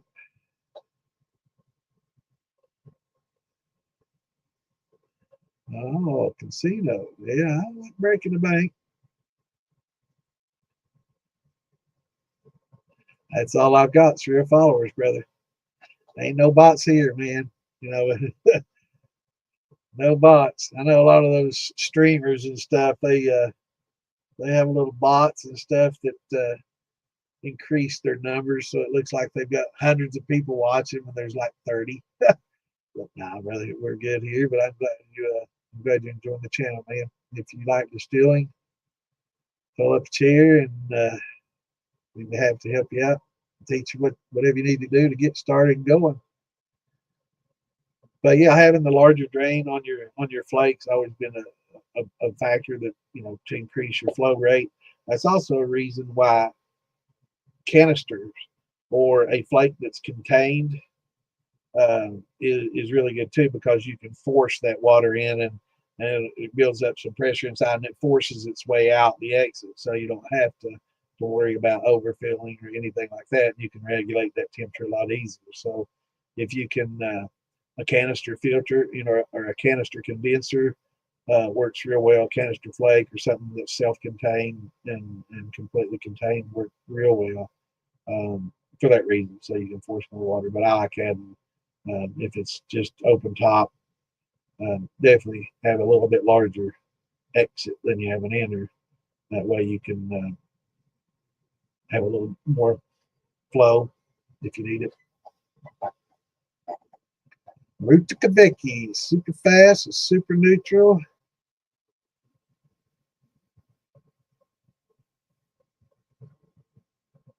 Interesting. I've not tried a lot of different varieties of Quebec, but I don't think I've ever heard people say anything bad about a Quebec yeast. That's I've heard a lot of people get mixed reviews, especially on your turbos, and there's a lot of reasons for that. But with the Quebec, I've never heard anybody say they didn't like it. Now the yellow label, I've had some mixed reviews on that, and I'm still going to do my experimentation with that. But yeah, well, that's I appreciate that, brother, and we do the shit show just to kind of kick back, have a good time, and just talk about whatever, and not really have to worry about the rules and things. We kind of limit the exposure to where it goes, so we don't piss a lot of people off, and just get drunk and talk about whatever. It's fun, but yeah, it doesn't have the viewership, and we want to do more educational stuff. Philly, at one time we weren't even putting the shit show on his pages and stuff because it really just didn't add much to it. It's just much fun sitting there getting drunk, talking shit. We have fun, and the people in the group, some of the groups coming in, we got the regulars coming in, and all sitting around talking, getting drunk, shooting the shit. And it's fun. It's a lot of fun for the guys and gals to do, but it's it never was intended to be anything educational. It's just a lot of fun. Feel really likes giving people a voice, and they can come in and open mic, and anybody that wants to come on there can. If there's not 10 people, we'll give you a chance. You can come in, we'll give you a chance to talk. And a lot of trolls get in there, come in and start saying shit, boom, they're out as quickly as they came in. And we just crossed our fingers that Facebook or YouTube didn't hear what they just said, you know. But we try to keep it clean and try to limit hate speech, but also at the same time we don't try to censor. Yeah, yeah, hairy starfish, yeah, yeah. And we're also here on Saturdays, not just Wednesday, brother. Wednesday and Saturdays. But there's the girls come on Thursdays, and they talk about a lot of stuff, and Lisa and them talk about tinctures and herbal remedies and things like that a lot. And her and Mark do that as well. I think on Mondays, I think it's Monday that they have a show. They talk about that kind of stuff too, and I love that. But I would like to see more shows about off grid living, southern living, remedies, recipes, you know, canning, doing a lot of stuff like that. Love that kind of stuff, and I think that's really something that I want the next generation to learn. Oh no, nothing like turbo. Yeah, I was just saying that I've never heard any complaints about a Quebecy, but I've certainly heard a lot about turbo, and I've heard a lot of people dogging, bread yeast and trying to give it a bad name. And I guess maybe their expectations were a little higher than what they should have been for a bread yeast.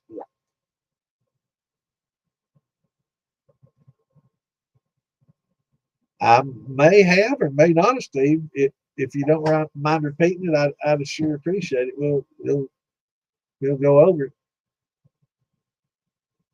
Yeah, I think turbo is basically designed for a fuel, for for corn and to make a fuel.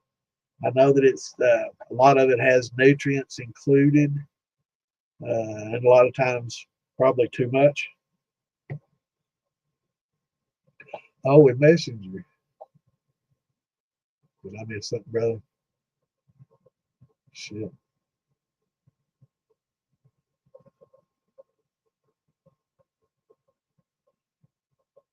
And it only lets me go back so far. And I get a lot of messages. Um, If I didn't answer you, I didn't see it, brother. So if you can find it. Oh, it did. It's already finished. Yeah, they're easier on the eye than me. I know what you're saying. I hear you, brother. I don't take offense to that. I agree with you 100%.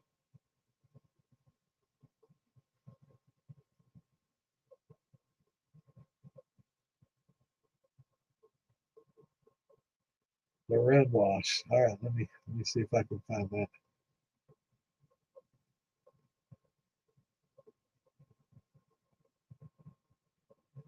Hmm.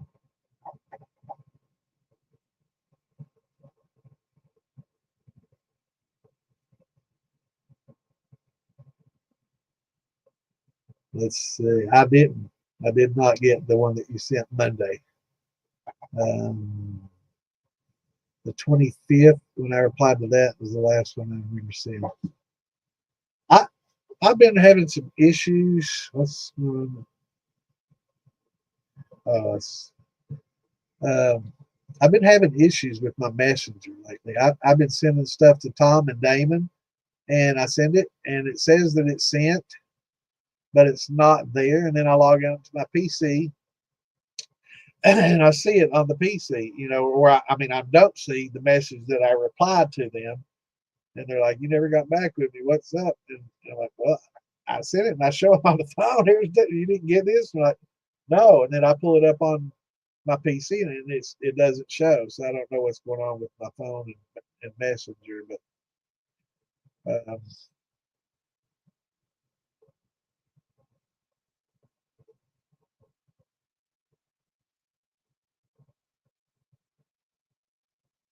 has some bubbles. Should have cold. Now, cold. I did.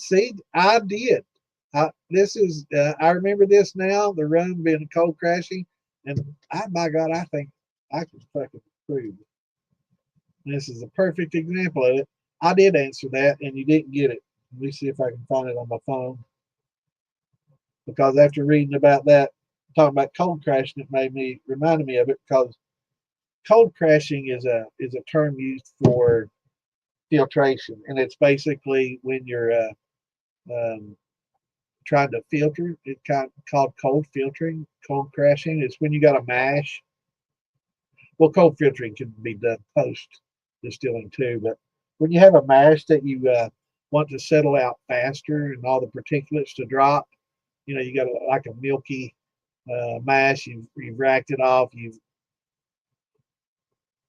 I watch a lot of people disturb a lot of yeast beds when they transfer their mash from the fermenter the to the pot, and it's like fingernails down the chalkboard to somebody with OCD like me. And it's like, man, it's just the you allowed that to clear. You did so good, and it's milky, and you can just see the distinguished yeast bed on the bottom. Why are you turning that up and dumping it out, man? You just defeated the whole purpose.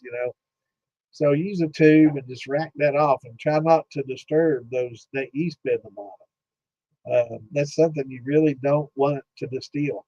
If you don't scorch, it's still going to give you some off flavor. Now it could be good flavor. I'm not going to say it's always bad, and it's good to have some in there. So you don't want it like clear as my peach brandy. Um, but having a little milky, looks like you got some milk in there and just off, just not clear, but milky. That's okay, to have it kind of like that. But yeah, I did answer that 100%. This is another one of those times when my phone didn't send it. Yeah, well, I ain't gonna post it here. Yeah, let's see. It pisses me off that it's doing that too.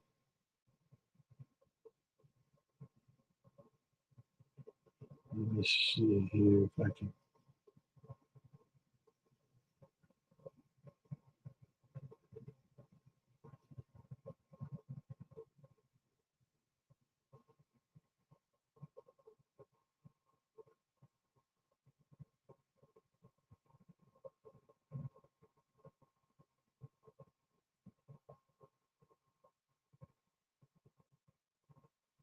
Well, I can't do all that right now. Anyway, so but I do remember, and I did reply. It's just when I saw that, I knew for sure that this is also one of those things, and it really pisses me off because I'm on my damn phone, and it's really hard for me to reply. I guess I'm gonna have to learn how to do that text to type kind of thing, text to speech or whatever, speech typing, um, to do that because it's really hard for my fat ass fingers to type on that little phone anyway. But cold crashing, and try to find out what the problem is before you pitch yeast. A lot of people, now back in the day before I had hydrometers and did pH and knew much about yeast temperatures and fermentation temperatures and stuff, that was it. It either added sugar or you added yeast to stuck fermentations. You didn't think anything about acidity or is the temperature, do I need to adjust any of those things? If it got stuck, it needed more yeast or more sugar. so, so that's how we took care of those problems then. Now we know better, or at least I do, that there's a lot of other things that are trying to uh, has a little mold trying to grow on the cap. That's why we gently press that cap down, especially with a grain mash. First few days. Now with a lot of your washes, to get a cap, you might get some foamy stuff on the top or something like that. Depends on what all you're putting in there. So you're not going to get a big thick cap, of organic material per se, but anything on the top, if you're getting stuff on the top, kind of it's okay to mix that up a little bit, kind of press it down. Any molds, anything like that, press it down in the alcohol and let that go ahead and kill it off, and or scrape it out if you want to. A lot of times it's just yeast. It could be lactose. There's several.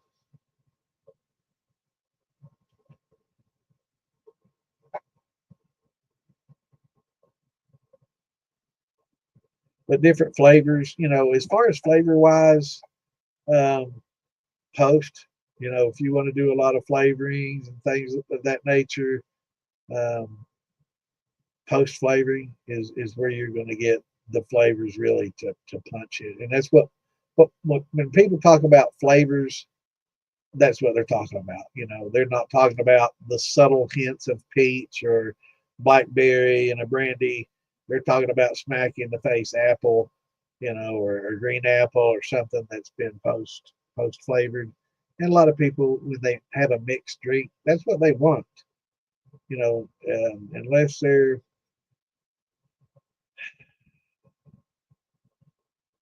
picky or particular, uh, most people want a fruity drink or something sweet or something that has a lot of flavor, and that's why with a lot of what we make, put it in the barrels that get that flavor from the barrel itself, or like your apples, to get that extra apple punch, you can, throw in some, apple candy or some kind of apple concentrate, or mix it with apple juice, proof it down with apple cider, and to get that extra, apple flavor, and then throw in a little pinch of cinnamon, nutmeg, whatever you want to throw in there, and make a mixed drink out of it, and get that flavor that you want. That's what a lot of people tend to they want that. All right, let me go back here. I was looking at a different page than what we're on. Um, Cold crashing, yeah, cold crashing is tends to getting back to that. If you've got all your yeast bed and everything mixed up and it's early on, it hasn't settled, putting it outside will help things settle out quicker. So that's what they're talking about when they cold crash. It makes it settle out quicker and right for clearing. Uh, right, Clint. So that's what they're talking about when they cold crash. Um, Post distillation, they do what's called cold filtering, and that's also used to kind of to isolate oils and fusel oils, anything like that that may be in there, and it precipitates and it's easily filtered out once they cold filter. Then they run it over some charcoal and they're done with it.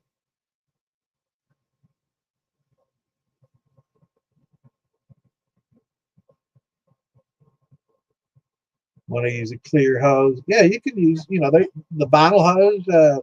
There's a lot of the hoses that are made that are okay with alcohol.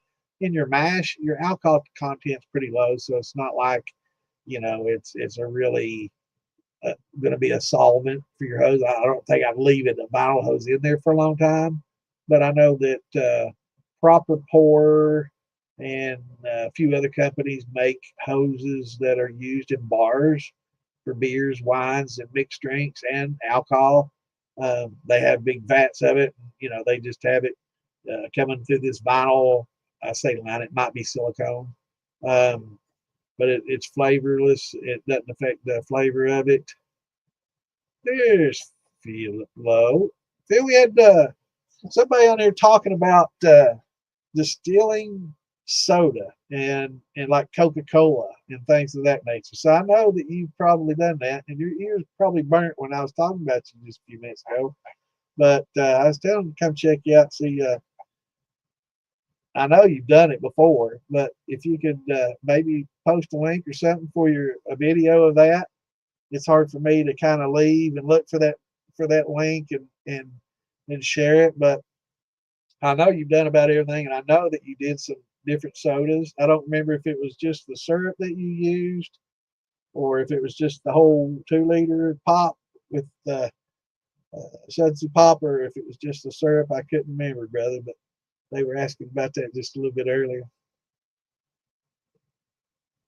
No, I don't think it's neoprene. It's a type of vinyl, but it's you can look it up. It's on Amazon. That's what I use. Um, but it's used in a lot of bars and stuff. And it's hey, Charlene, your old man's been working hard today and tonight.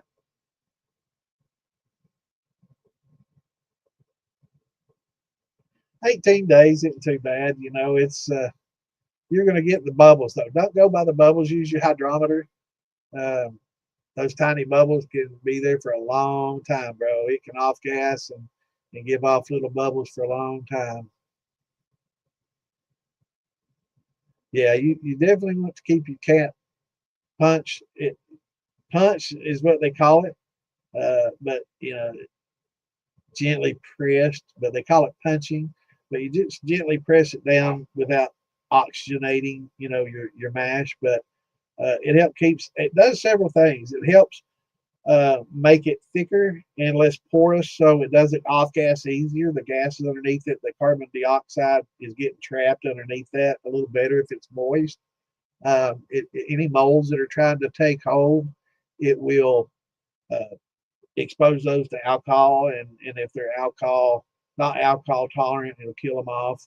So there's several different reasons to keep that cap gently pressed down, especially in your first 3 or 4 days. If you've got another day to go, it's not as critical. But the first few days of the week, and I do it with all mine, not just grain, brandy, everything.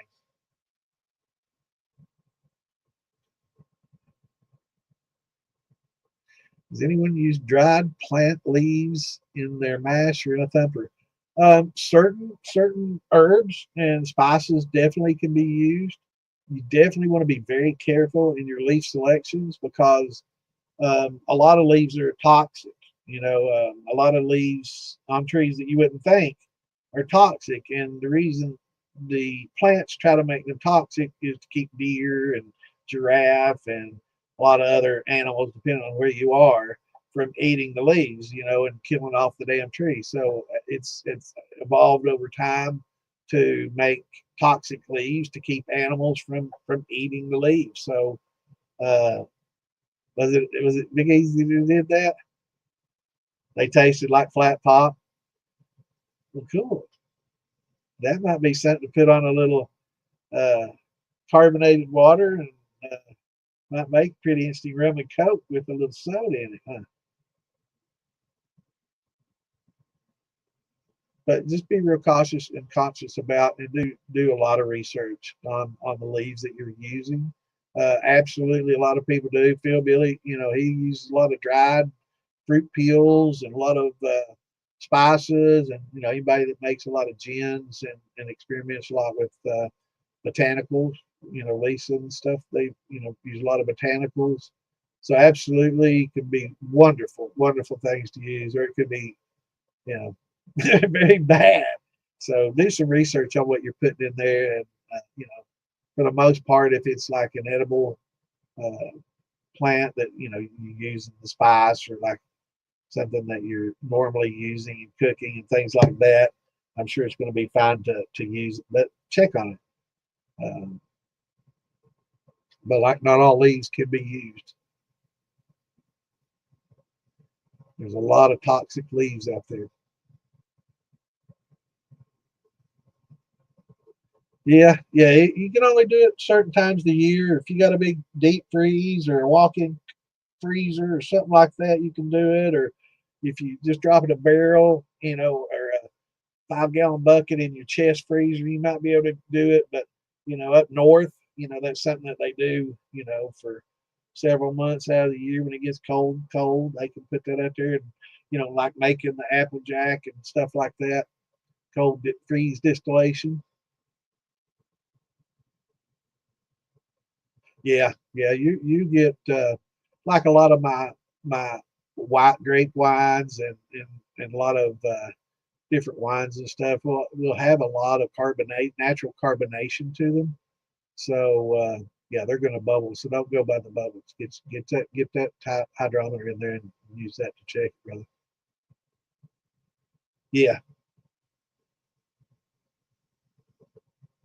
yeah. The washes you don't get a cap on, right? It's just but mold building up on the top.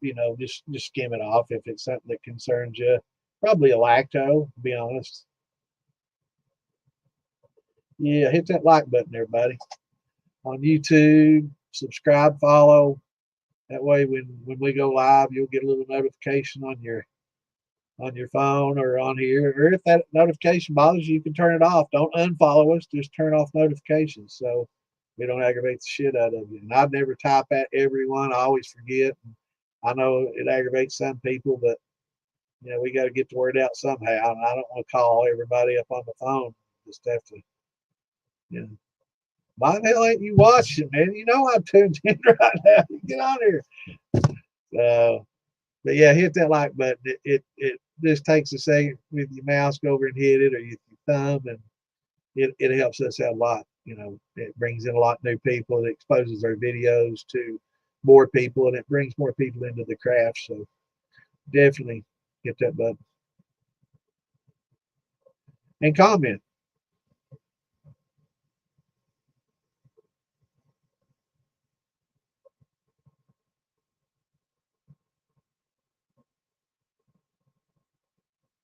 Yeah, it's not gonna. Yeah, it won't help that much, brother, to do that. Um, yeah, it's not. And actually, it probably stress the yeast and may cause some problems. Definitely slow the yeast down though, if that's your goal. But yeah, use that hydrometer, and when you drop it in there, it'll tell you, how much sugars are left and how much. But it won't tell you fermentable sugar. So if you've got like a molasses and it's just been tiny bubbles for a week or two now, and it doesn't seem to be doing anything, and I'm still getting the same hydrometer reading at a 1030 or 1020, you may not get any more. You may not, without using an invertase or some kind of enzyme that's going to break down some of those unfermentables, you're probably not going to be getting much more. So it may be just time to run it. So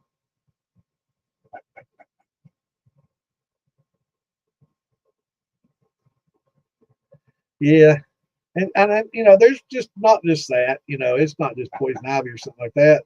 There's a lot of normal leaves that on normal trees that are and when I say toxic, I don't necessarily mean that eating one you're calling 911, but it's not good for your body, and repeated use may hurt your liver or something like that. What's going on, Mr. Toby? What's up, brother? So, you know, when I say toxic, the alcohol is toxic. Okay. So keep that in mind. Well, there's a lot of things that are toxic that aren't necessarily, you know, going to kill you, but probably not a good idea. And then there's some that probably will kill you, like poison ivy.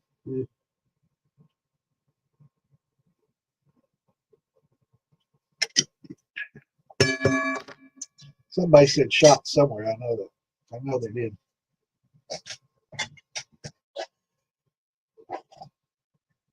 Have a lot of golden hop clover.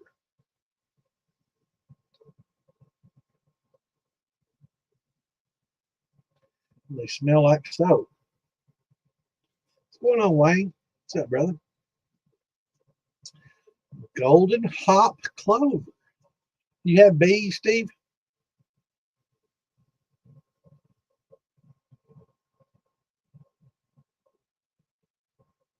Also, Steve, I want to make sure, I want to make sure that you're in the DIY shining stuff group, because I'm going to probably change the name a little bit to DIY shine and Southern living or off the grid living or something to include, you know,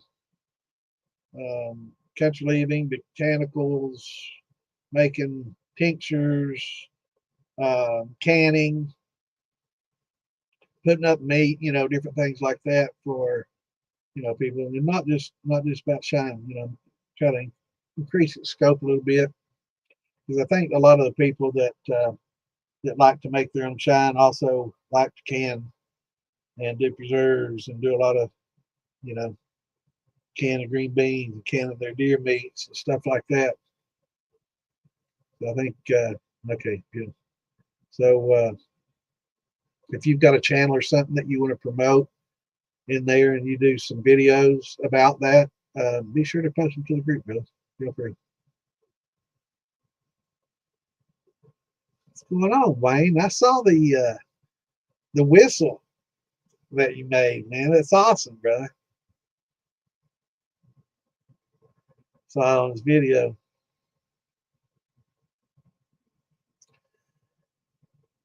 Yeah, I talked to Alan the other day. We're going to try to get him on here in July sometime.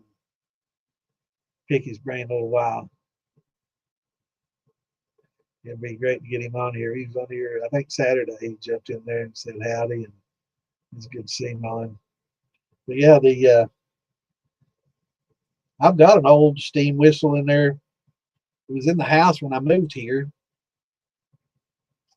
and I guess the guy that lived here prior to me, he was an eccentric type dude, man. This dude had his own plane, and where I'm sitting used to be a dance floor and a bandstand where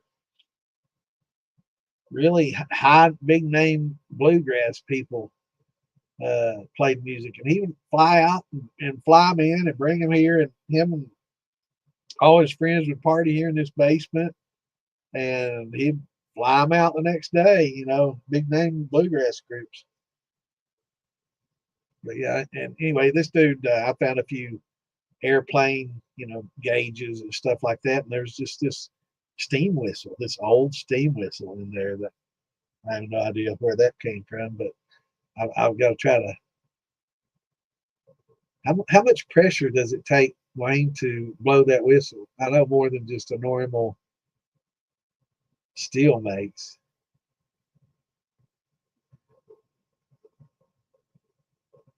How many psi? That's a good question for you.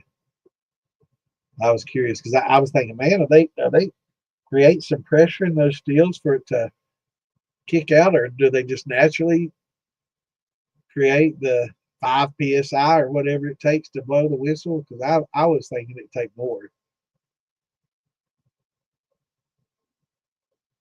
Yeah, yeah, it is. It is, Steve. I don't think it's from a steam engine. It doesn't look like a steam engine. I think it might have been from a plant or something like that, where they just blow the whistle when it's time to quit work or something like that, or if they were getting ready to do something. Oh, that's all it takes is a pound or two. That's good.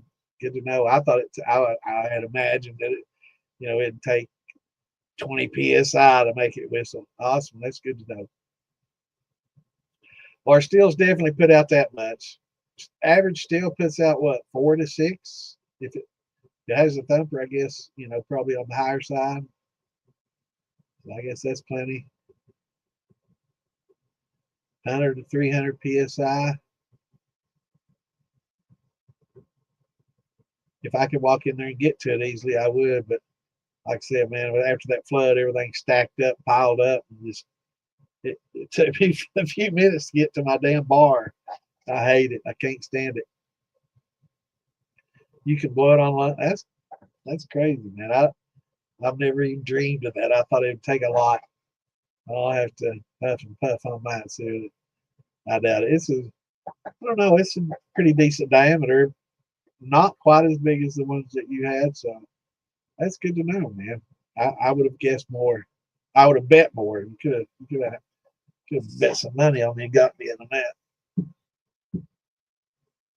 Something I've never dabbled in, is making steam whistles.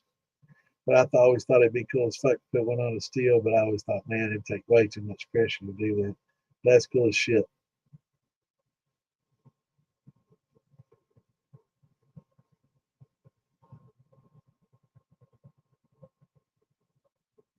Cool. Yeah, I guess they're not all the same. But the one Wayne had, you got to see the video if you haven't. Look up Alan Bishop on Facebook, and I guess Wayne at Ozark Steelworks. I don't know. I like calling it Ozark Skunk Works, man. They got some top secret shit going on in there.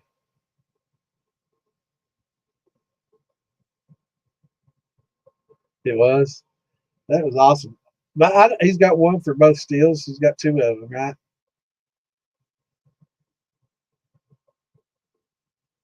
Yeah, that was cool as shit. Loved it.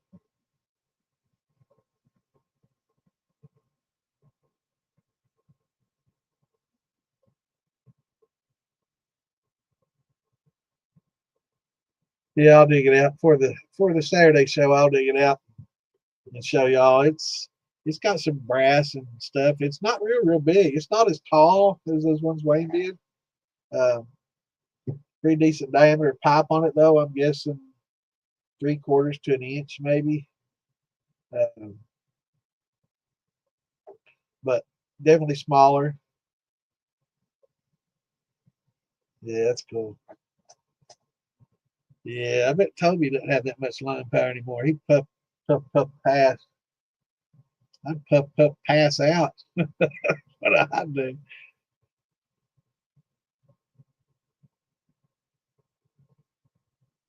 But getting back to Steve's run, have you run it yet? But drop that hydrometer in there and let me know what it's reading.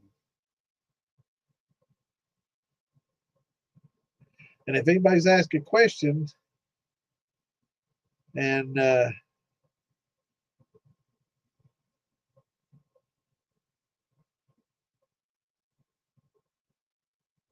so you're getting bees this summer, absolutely, man. If you got a lot of clover, you're around a lot of clover like that, definitely get you some bees for sure, man. Make you some meads and how do they pronounce that? Melonel. It's got fruit and mead, fruit and honey both.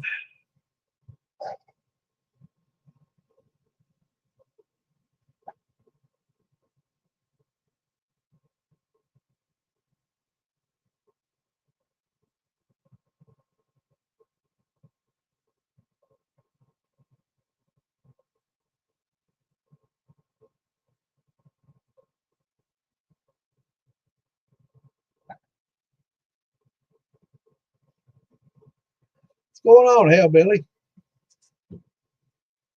Hellbilly or Hellbelly? I got a Hellbilly. What's going on, brother?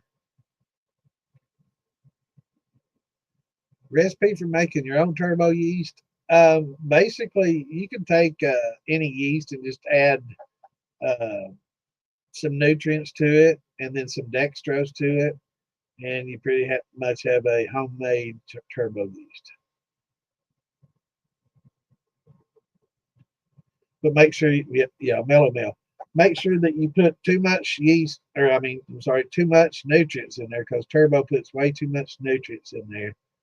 And then top it off with some dextrose to fill out the package and to I guess help things get going, as if you don't have enough sugars in whatever you ferment to get it going. I guess that's for starters, but usually, in my opinion, and everything I've gathered in the past, most turbo yeasts in the past were pretty much geared towards making fuels.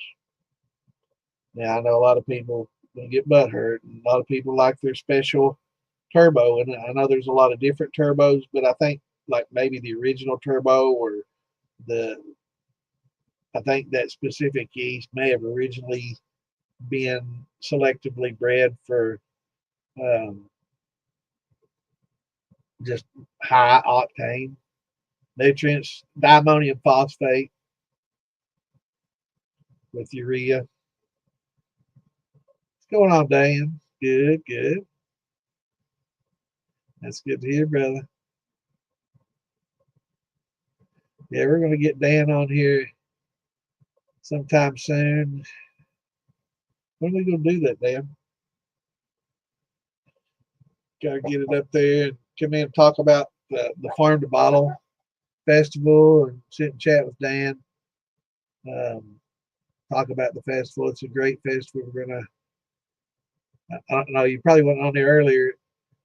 I got a message from my cousin earlier, our annual family reunion, September 13th. Imagine that. All weekends, right? So I'm gonna miss them. That's all I can say. I'm gonna miss them.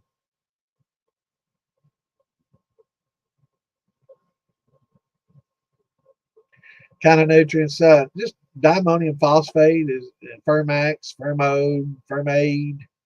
There's a whole host of nutrients that are designed to feed the yeast what they need and keep them happy. And it's important.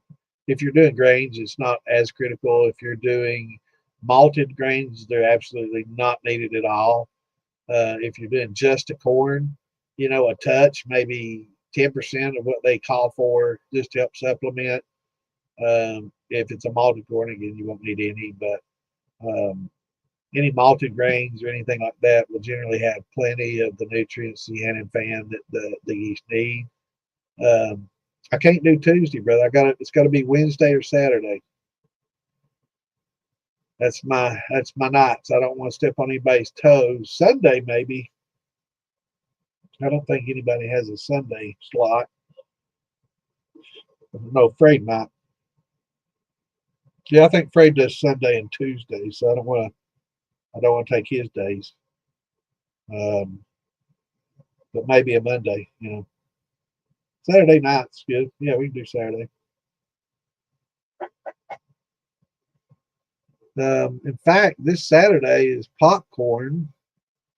So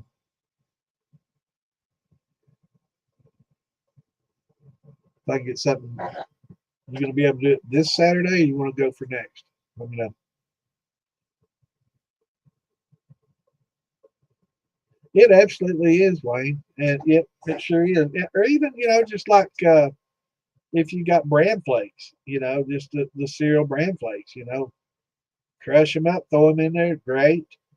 But yeah, any malted grain is great. All right, yeah, I'll work on that, and I'll get the ads and promos. I did notice that you posted the pic. I already got it copied and saved.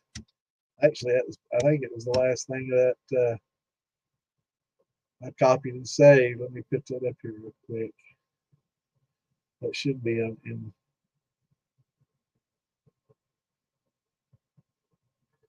I made a little file specifically for it.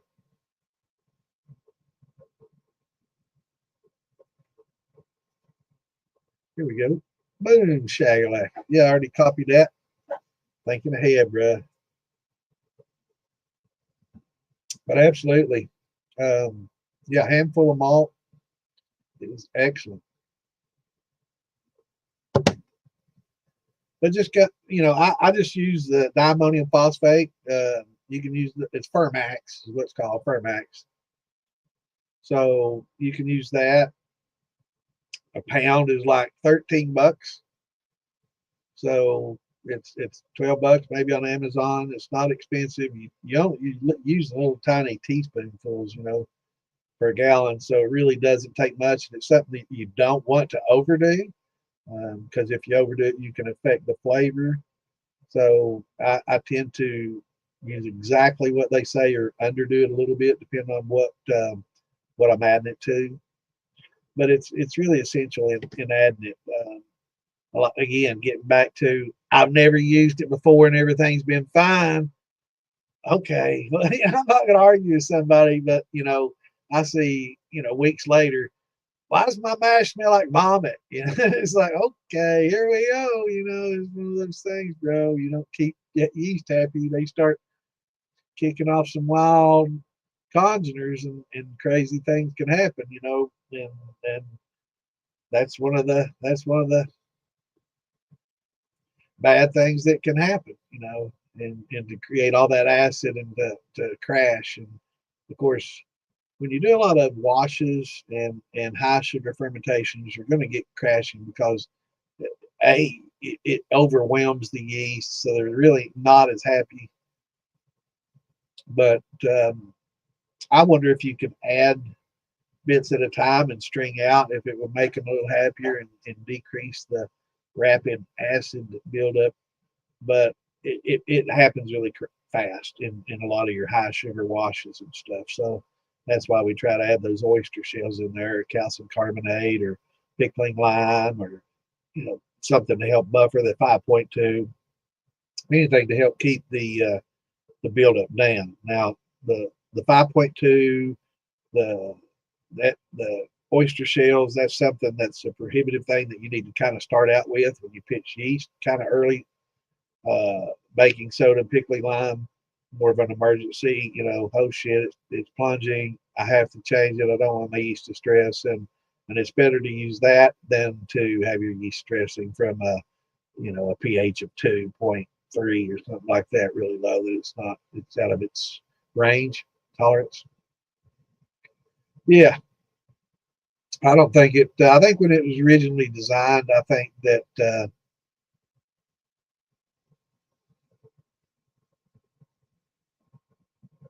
Yeah, I don't think it was really intended for drinking. I think that maybe the company decided, hey, maybe we could include the product, make it, refine it a little bit, make it for people that are, wanting to, make something to drink.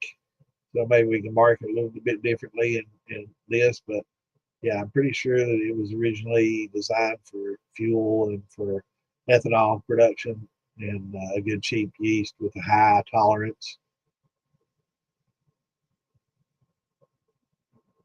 Good deal, brother. Um,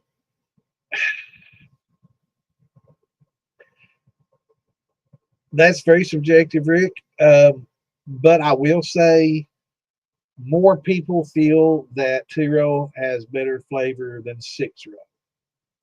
And that's in beer making and when you're tasting the mash. So that's definitely going to carry over into the whiskey. So I would definitely say more people prefer 2 to 6. A lot of people use the 6 for the diastatic power, of course. And now that we have the liquid, amylase and things of that nature, we can depend less and less on the diastatic powers of our malts, and maybe go in with something with a little better flavor and use that liquid amylase to offset the lack of diastatic in some of the 2-rows versus some of the 6-rows. But I would definitely say more people would probably prefer the 2-row to the 6-rows, but there's always going to be that 10, 20, 40%, 30, whatever, that would disagree. So it's there's no right answer to that. It's just whatever you prefer. But I would say that more people probably prefer the flavor of a 2-row. which is why that's predominantly what's used in beer making. Because they're not as worried about diastatic power as they are flavor. Whereas in distilling, a lot of over the years, the 6 row's been used predominantly because of its converting power.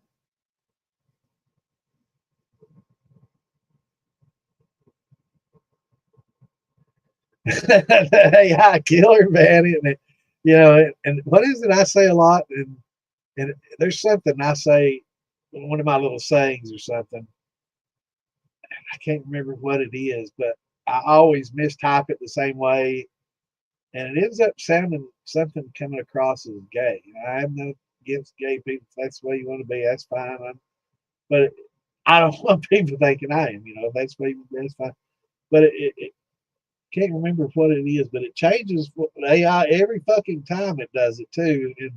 And sometimes I've already hit that send button and I'm like, no, that's not what I'm right correcting it real quick, but I can't remember what it is. Next time it does it, but it's funny. Yeah, the AI autocorrection sucks. And then it doesn't change the fucking words you want changed. You type something that's nothing, it's not even a fucking word, it does nothing. But you type something that's a word and you barely misspell it, and someone would have figured it out from that. No, it changes it to something completely fucking different. It's weird.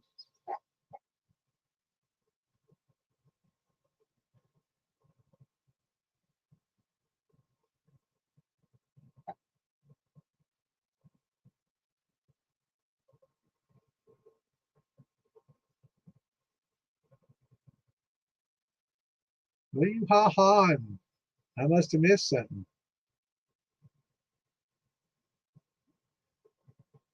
Ha ha. Lisa said ha ha at lip service crew. I'm looking back and I'm trying to figure out what Jeff said. And I don't see it. I know sometimes some of this stuff may not. Anyway, yeah, I think so too.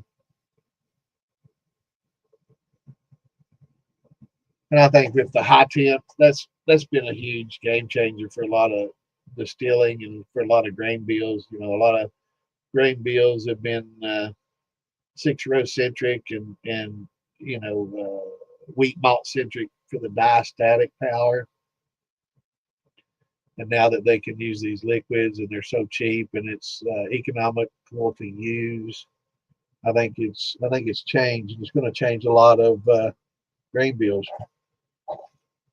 over the future as well as a result.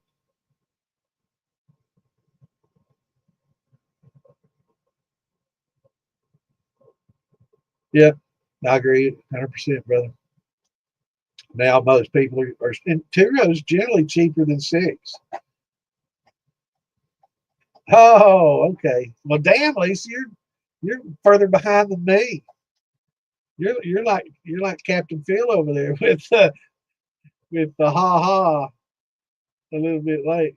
Captain Phil's a little delayed on the shit show on Friday nights, and we'll tell a joke, and then about a minute or two later he'll be and it's like, oh, he just saw it. I guess he's kind of delayed out there. I don't know what's going on with old Phil.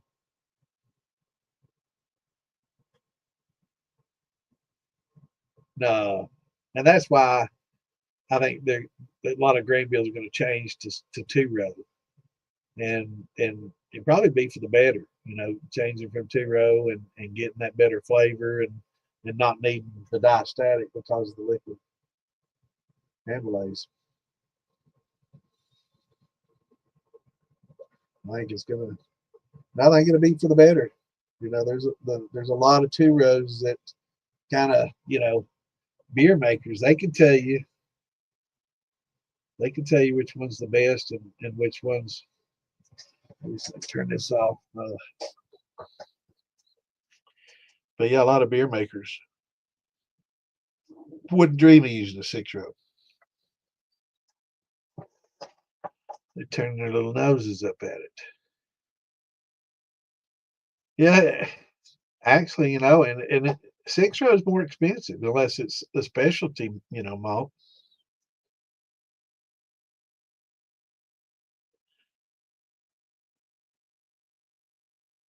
Oh, you watching the Starlinks? Man, I tell you, they've changed the night sky. It's you look up at it now and it's like finding Orion's belt not as quite as easy as it used to be. You got a lot of, you know, linear lines up there that used to not be there.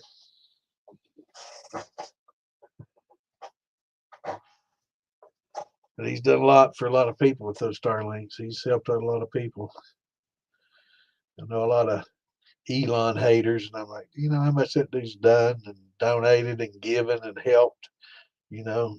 And he was fine until he got into politics. And I don't think he really got involved in politics as he did helping the country, And I don't know how in the hell helping Americans gets political. He voices his shit when he has.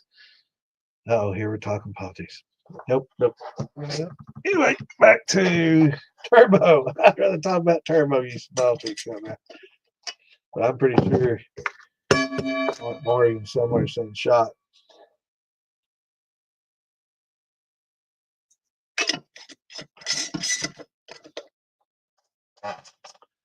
Yeah, I know. And I don't want to talk about it because I know there's somebody on here that, may think a different way. And used to, we could talk about our differences and talk about things, and people wouldn't get out, bent out of shape. They'd voice their opinion. I'd voice my opinion, and we'd laugh, take a drink, talk about something else. But now it's, even family members and shit, it's like, friending you on Facebook because of something you posted. It's like, okay.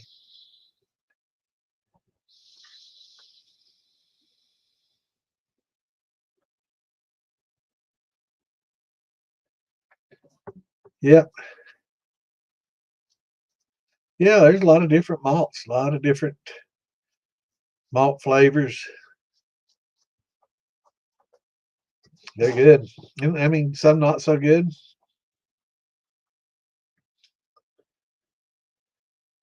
But yeah, some of the LMEs and the malt extracts and malted corn, malted barley, malted wheat, malted rye. There's a lot of different malts and malt extracts. I've got some. We were talking about that Saturday. I was going to go in there and pull out a bag, but it wasn't. I couldn't get to it easily. It might be upstairs with some of my other stuff. But yeah, I use the LME. It's good stuff, but it's easy to overdo. Don't overdo it.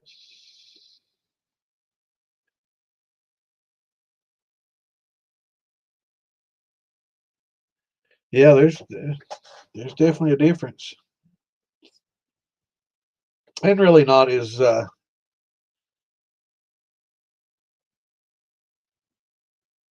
more of a necessity.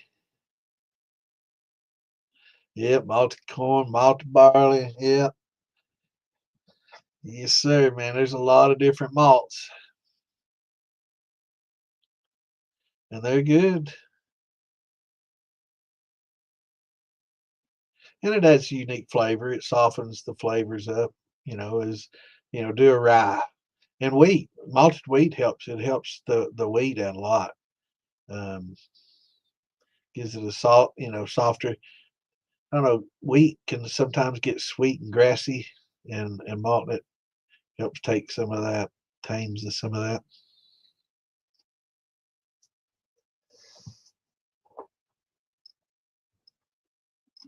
There we go.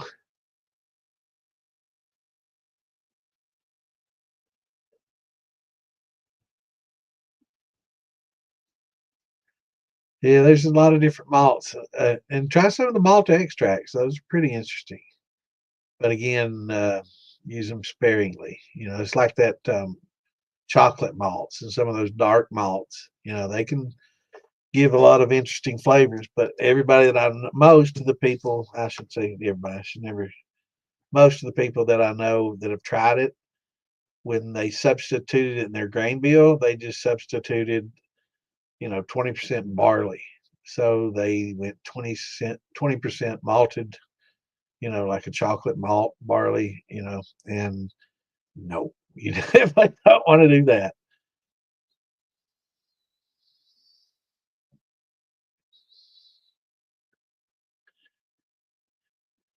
Yeah, in malting the corn, it was back in the day, that was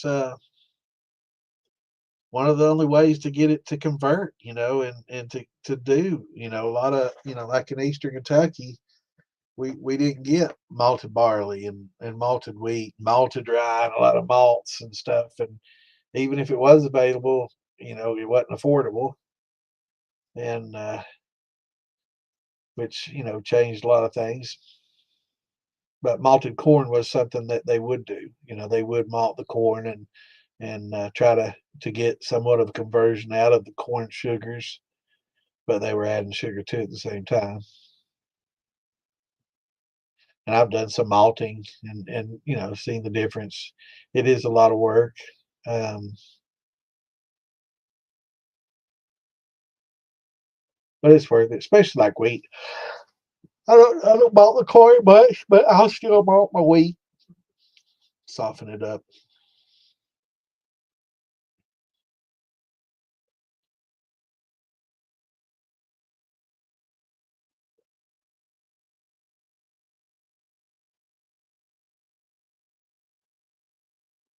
Absolutely, brother. 5%, and yeah, it's real easy, especially the dark malts. A lot of those darker ones. I've had people, they just use the regular grain bill, and how'd it come out? And they're like, "It's horrible, man. It's just way too much." And I'm like, "Well, how much did you use?" And like, "Well, I use 50% corn, 30% chocolate malt, 20% this." And like, "What? You used what?" Yeah, and I'm like, "Whoa, man, I can't even imagine." But yeah, you have to go really lightly. 3 to 5%, something like that is going to be enough to change your flavor considerably.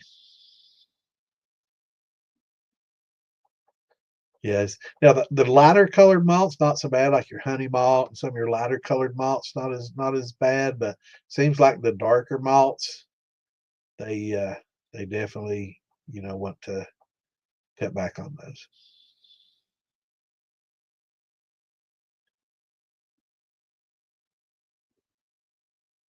Yeah, yeah, that's what they malted. They malt a lot of the corn and convert it and go that method, and then add sugar. Is just part of the process. For me, I didn't do that. I just early on, I just used the ground up cornmeal, cracked cornmeal, and sugar.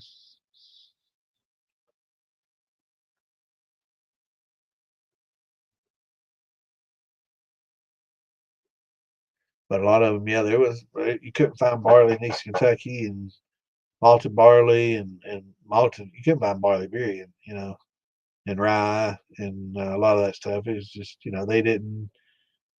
It wasn't even an option, back then. I mean, you could have gotten in your truck and driven to the city somewhere, but that's time and money, and people that were moonshiners didn't have a lot of either of those, so they didn't. It's not like they were home distilling like we are and have another job and kind of dedicate some of our earnings towards experimenting with malts and doing all these things. It was hard times, real hard times in a hard place, and had to scratch out, what they did, as a living, and they just didn't have all that. It wasn't available. It's just like the yeast and stuff. Um, Back then you used bread yeast. That was what's available. Um, and there's nothing wrong with bread yeast. I've had some excellent whiskeys made with bread yeast, and I know there's some commercial brewers out there that still use a bread yeast in some of their stuff. It's perfectly fine. And of course you got the yeast snobs. Oh, I can't believe you would say that. And it's like there's make some pretty decent liquor with it. It's not it's not Quebecy, but it's not expensive. It's easy obtained, and after it sits in a It sits in a barrel for 10 years. Can you tell the difference? And what yeast was used to make that? Probably not. As a white dog, you could probably definitely tell the difference. Definitely tell the difference.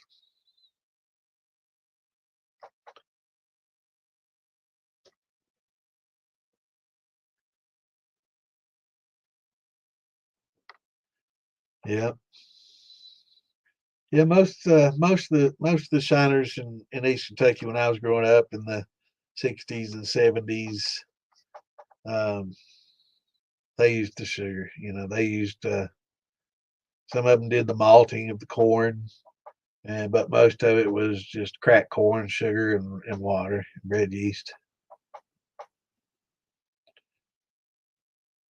and it made okay liquor. It wasn't the best, but it was a dry county, and it's either that or go to the bootleggers and buy you some Kessler or some early times.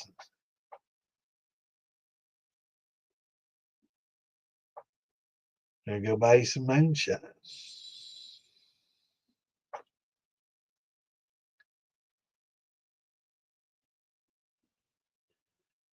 Yeah.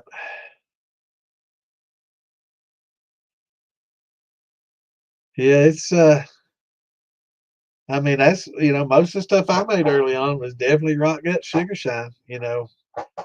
But it was for young boys, just wanting to get drunk and not having a lot of alternatives. It was cool. But yeah, looking back, it's definitely wasn't quality, and neither was a lot of the product that was being put out. A lot of people say, "Oh, this is lot the quality today is nowhere near as good as the moonshine back in the day," and I disagree with that. I disagree with it totally. I think today there's more of an understanding, um, more knowledge. So I think with more knowledge, more understanding, and more science involved, definitely has it's improved it. It's improved the hobby. It's improved it. I think basically back during the Depression though, when the Prohibition, when alcohol became illegal, there was a lot of people that worked in distilleries, and that's basically all they did their whole lives, were working distilleries, and they didn't want to go to the factories and work, and so they went to the woods and hooked up with moonshiners, and they taught a lot of the moonshiners a lot of things that the moonshiners didn't know, and the moonshiners taught them a lot of things about how to do things without a lot of the equipment and stuff that they didn't have anymore. And so they kind of combined their knowledge, and I think there was a big, huge jump in the quality after during Prohibition and after as a result of that. But I think probably now it's probably better quality, but I don't know. At the same time, we got so many hobbyists out there. Um, that is like their first time. So first time shine is not so good. So if you're just looking at that and looking at sheer numbers, there's a lot of newbies out there making it. So if we exclude the newbie shine and just look at serious hobbyists and shiners, I think the quality's definitely gone up. We all think.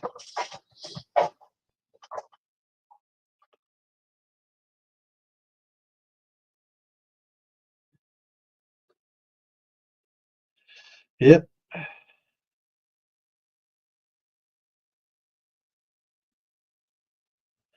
Yeah, yeah, and it was all about the Benjamins. It was all about money, and it was get it out, and produce it and get it out there, and people now talking about aging and stuff. You didn't have moonshiners aging. They wanted that shit out of there. They wanted that stuff out of there as quickly as possible. They weren't going to sit on a bunch of evidence. So as soon as they got that stuff out of there to their bootleggers, the better. I'd say corn sugar for sure. You know, dextrose is dextrose. Corn sugar, dextrose is a monosaccharide. It's a glucose, and whereas your table sugar is a disaccharide of fructose and glucose. So the glucose, the monosaccharide is definitely going to be consumed easier by the yeast, faster, and keeps them happier. But either one works well. But definitely, if I had my druthers, I would definitely use a corn sugar over a cane sugar. Thanks. I was trying to figure out what you were talking about. I was like, okay, all right.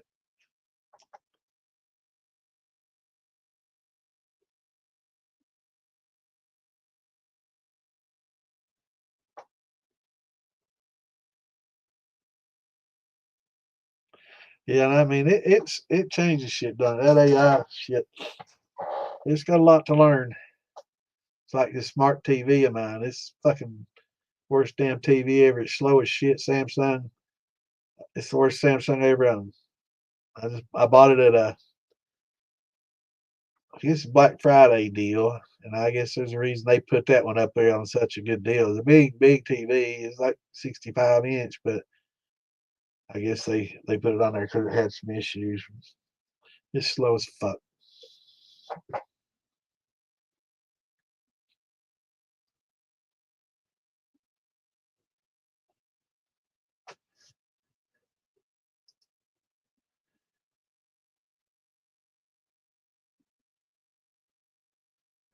Lisa, shh. That's one of my secrets I was not going to talk about. So you don't be sharing that shit. Follow?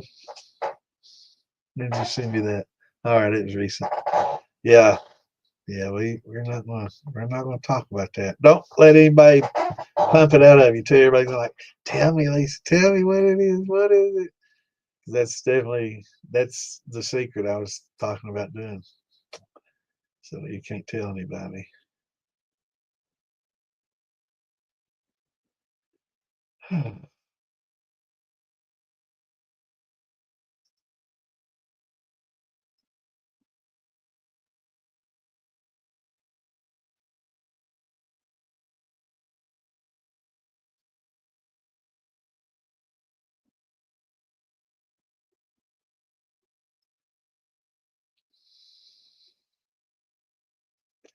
But yeah, that's definitely one of the secrets. But we're not going to talk about that.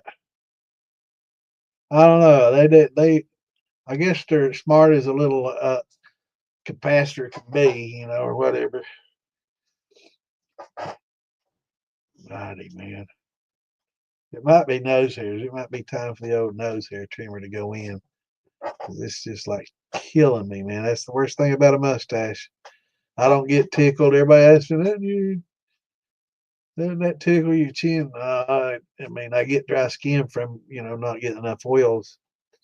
But the nose hair and the mustache tickling the nose is sometimes more than I can bear.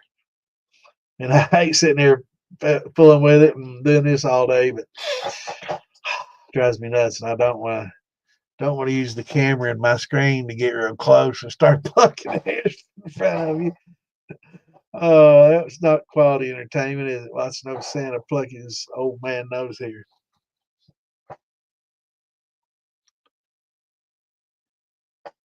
That does look like a pretty good way, though. I talk about it after I log off tonight. I might do a little backstage nose plucking. But I don't care. They say plucking those hairs can cause abscesses and stuff. I don't give a fuck. It aggravates shit on me. I'll pluck them right out of there.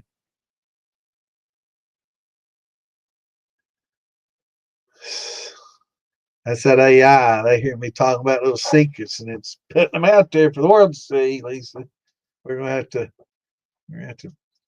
ban them. Who was that? Who put that?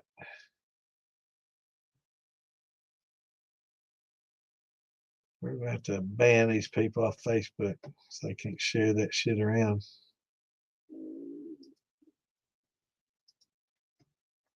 Can't have that going around. So yeah, that's definitely part of the secret though. There's more to it than that though. Focus your eyes. No, I haven't had that when I lay down, but when I ride a motorcycle or I drive the car with the windows down, without the helmet and eye protection on that I probably should be using. Yeah, man, I've had some eye poke, but it can cover me up, man. It's pretty long. But it goes everywhere. When I walk, trying to think of that cartoon character who has his beard split like that when he walks and stuff, and I can't remember who he is. But somebody at the Arkansas festival laughed and said I looked like the cartoon character. Some gal. Yeah, she didn't hear. I don't have to answer that. Like, what gal are you talking about? I can hear it now. Girls talking. Yeah, that's all you do, man. Put some of them hair ties in there. I got little rubber bands. I guess they use them in their braces and stuff. They're little teeny rubber bands, man. They go work perfect. They don't look like a woman's hair tie in there. They work pretty well.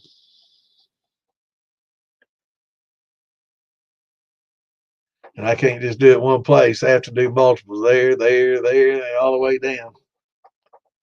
Guess I could get somebody to braid it. It'd probably just knock me out then.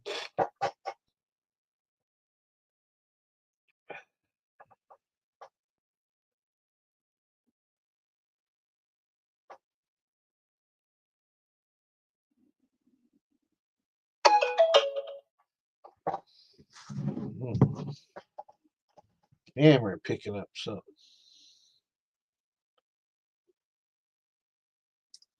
Them damn cats up there.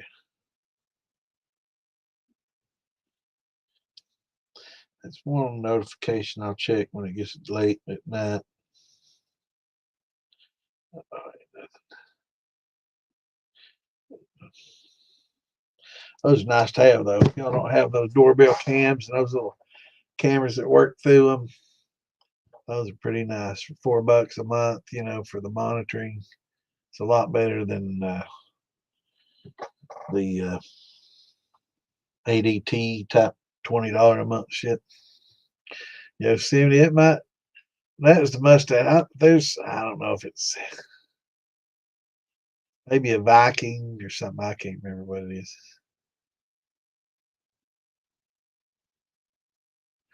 Hey, Jamie. Thoughts on a Vever flat top huffing and puffing?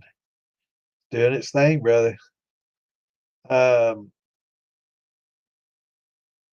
That's one of the issues with that I have with the 3-pot Vevers that you don't run into. Kind of touched on this last week or two.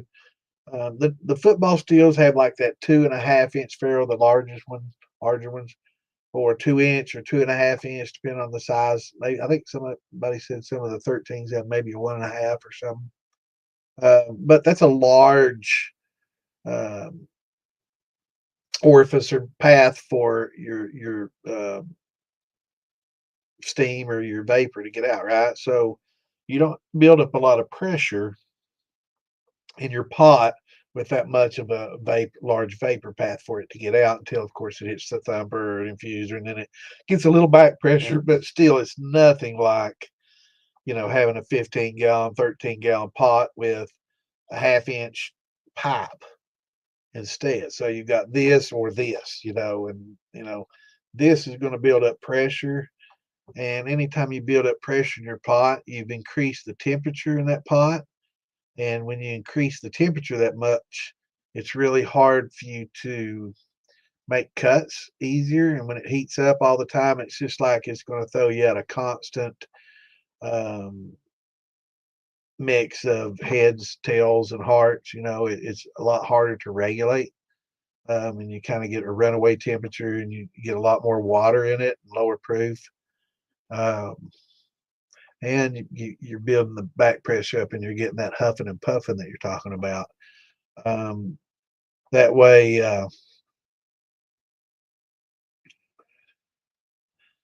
so Jonathan, but when you increase that half inch or that 3/8 inch line to a 3/4 or a 5/8 or an inch or something like that, you've tripled the amount of vapor flow and vapor velocity and vapor, path for it to get out.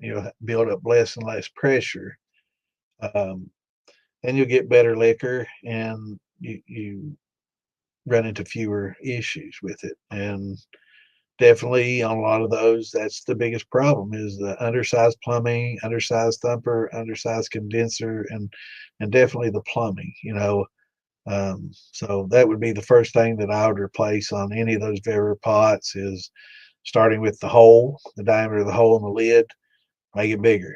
If you don't know how to solder or weld, you can get these bulkhead fittings that just screw right in and seal, and you can use those and screw right into a different pipe, or solder on a different pipe, a little larger, 3/4, 5/8 or something like that, or an inch, 7/8, whatever, and get a lot better flow. If you can convert it to, an inch and a half at least, like put on a sanitary ferrule, like what's on a keg. That's why kegs do so well as beginner steels and these footballs. It's why everybody recommends them. It's because of the size of the vapor coming off. You're coming through much larger diameter pipe, and it's very versatile, and it's not going to build up a lot of pressure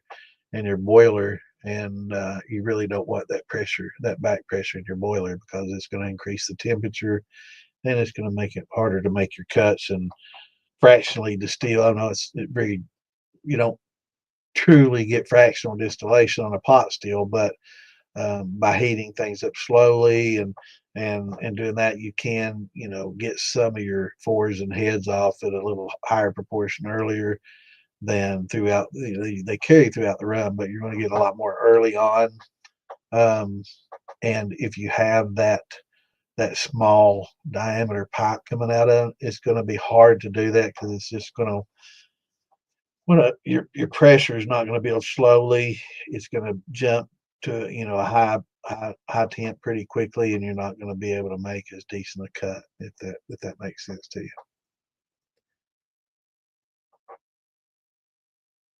Yeah, definitely an inch short column would be great, and to a half inch condenser would be awesome. Definitely. And that's what you got on there now, or you're going to modify it to that.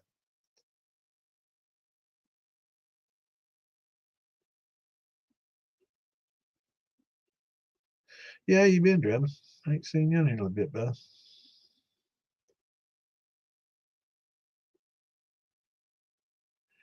Yeah, and dwell time. If you're using infusers and things of that nature, when you've got that smaller diameter, you've got a really high vapor velocity, and you're getting very little dwell time in your gym baskets and in your infusers, and it's just blowing past. You don't get a lot of time to pick up a lot of molecules and have a bonding that you normally would with a little bit better of a dwell time.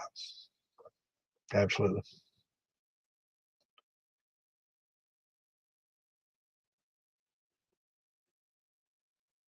Absolutely, and the speed in which it works off. So, it not only has a slower vapor velocity, you have such a larger diameter that you have actually more moving. So you've got a restriction on that small one with a higher vapor velocity, and people think, oh, with a higher vapor velocity, you're working it off quicker.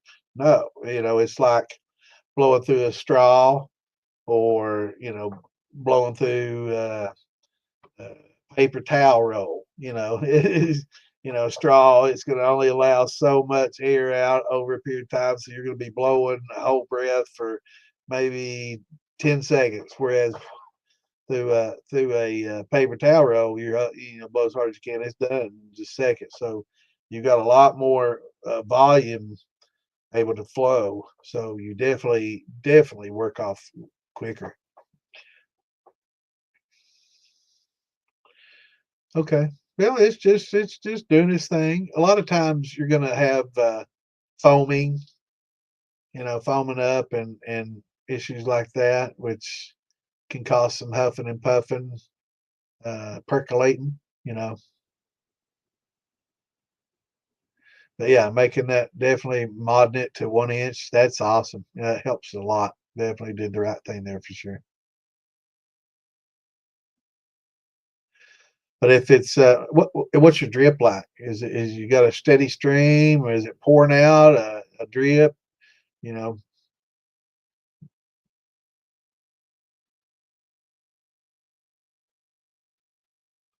yeah,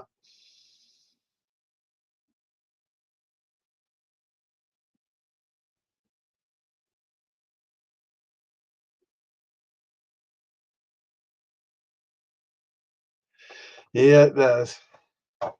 Yeah, you definitely want to fast drip. That's good. As long as it's still dripping and not pouring, you're fine. And not getting any puking. As long as it's not puking and you'll be all right. But yeah, I mean it'll huff and puff.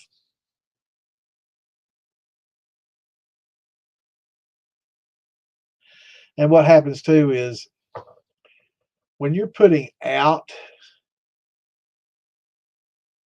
vapors, it kind of like gets a lock. There's an air lock, so it has to try to suck air in from somewhere. So you're having output and air getting sucked in at the same time to feel the void that the last vapor just created as it goes out. So there's that exchange going on too, and with a really small diameter, it's more pronounced. But yeah, like thumpers and yeah, it's gonna huff and puff, make some noise. Not quite as much as a thumper, but it sounds awesome. It's just tough and puffing, bro. Doing this little thing. But sounds like you got a handle on everything. Yeah, that butter definitely helps the foaming up for sure.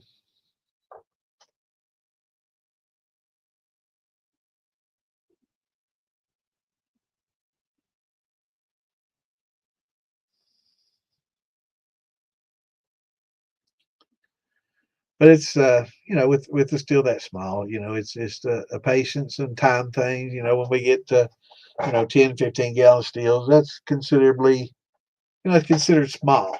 It's not. That's what I run a lot of times. I've got an 18 and a half, so when I'm running 15 most of the time, and that generally supplies my needs. But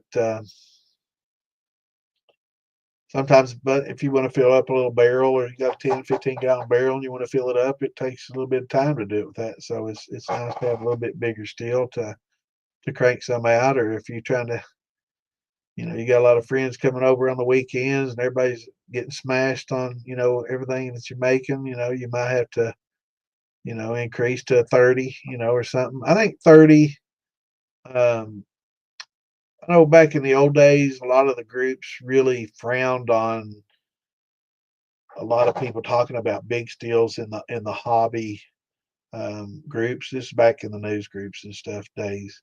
I think distiller.org may still be kind of that way.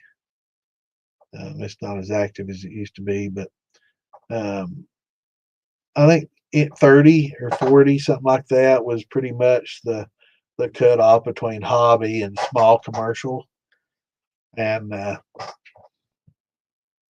think I have to agree. I think once you start getting into unless you just don't want to run all the time. If you're not really into the hobby anymore, you're getting kind of burnt out on it. You like making your own liquor, but You don't want to be sitting in front of the pot every fucking weekend, stepping up to a 55 drum and modifying that and, running off, 10, 15 gallons of proof down liquor, that's a lot quicker.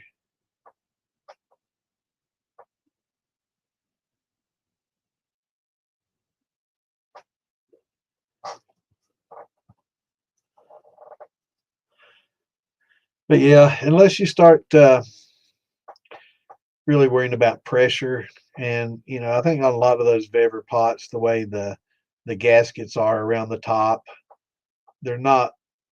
If you get to a certain point, I think they're going to fail, and you're going to see some liquids coming out the sides and stuff. If you really get to that high of pressure, you're going to know. So,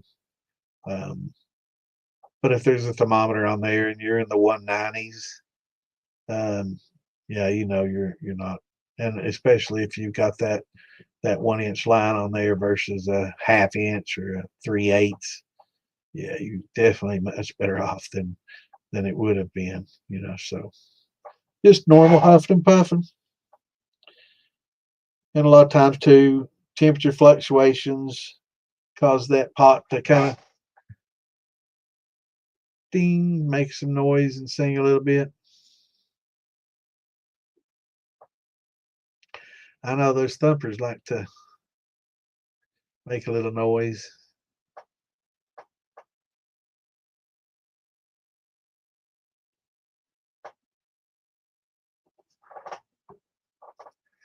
They can get quite noisy over time when it gets hot.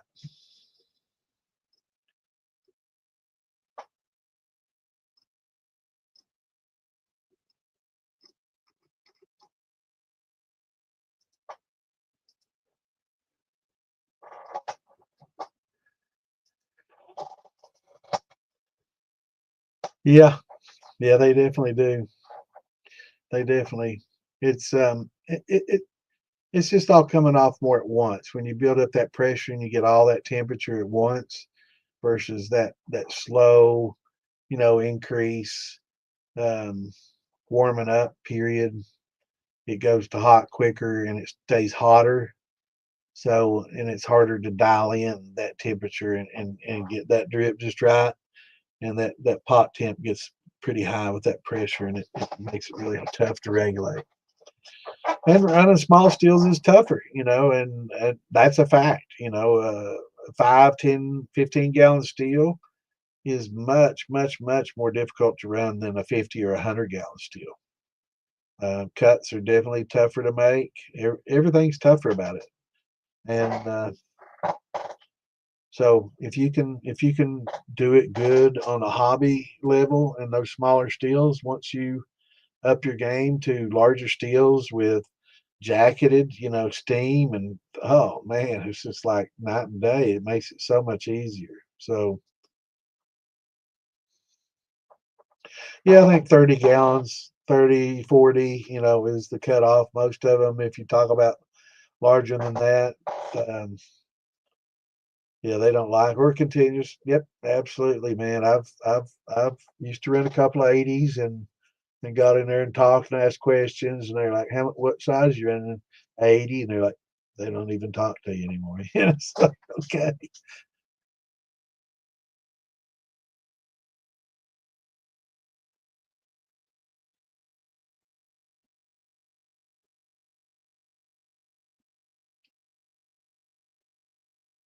Absolutely. It's so much easier. And it's not proportionately longer. People think, oh, I bet a 50-gallon steel takes 10 times longer than a 5-gallon steel. It doesn't.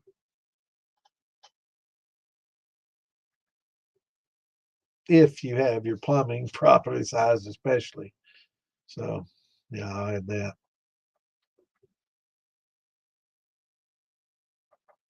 But yeah, they're definitely easier. 100%. Well, it's getting about that time, folks.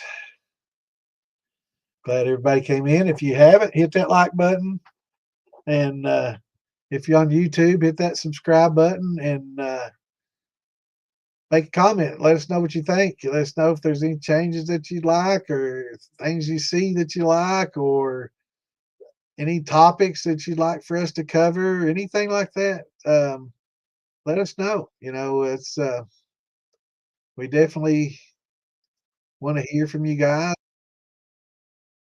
On the also on there down there, let's see. You can share it. You can hit that thumbs up button. Hit the thumbs up button. But also hit that subscribe button,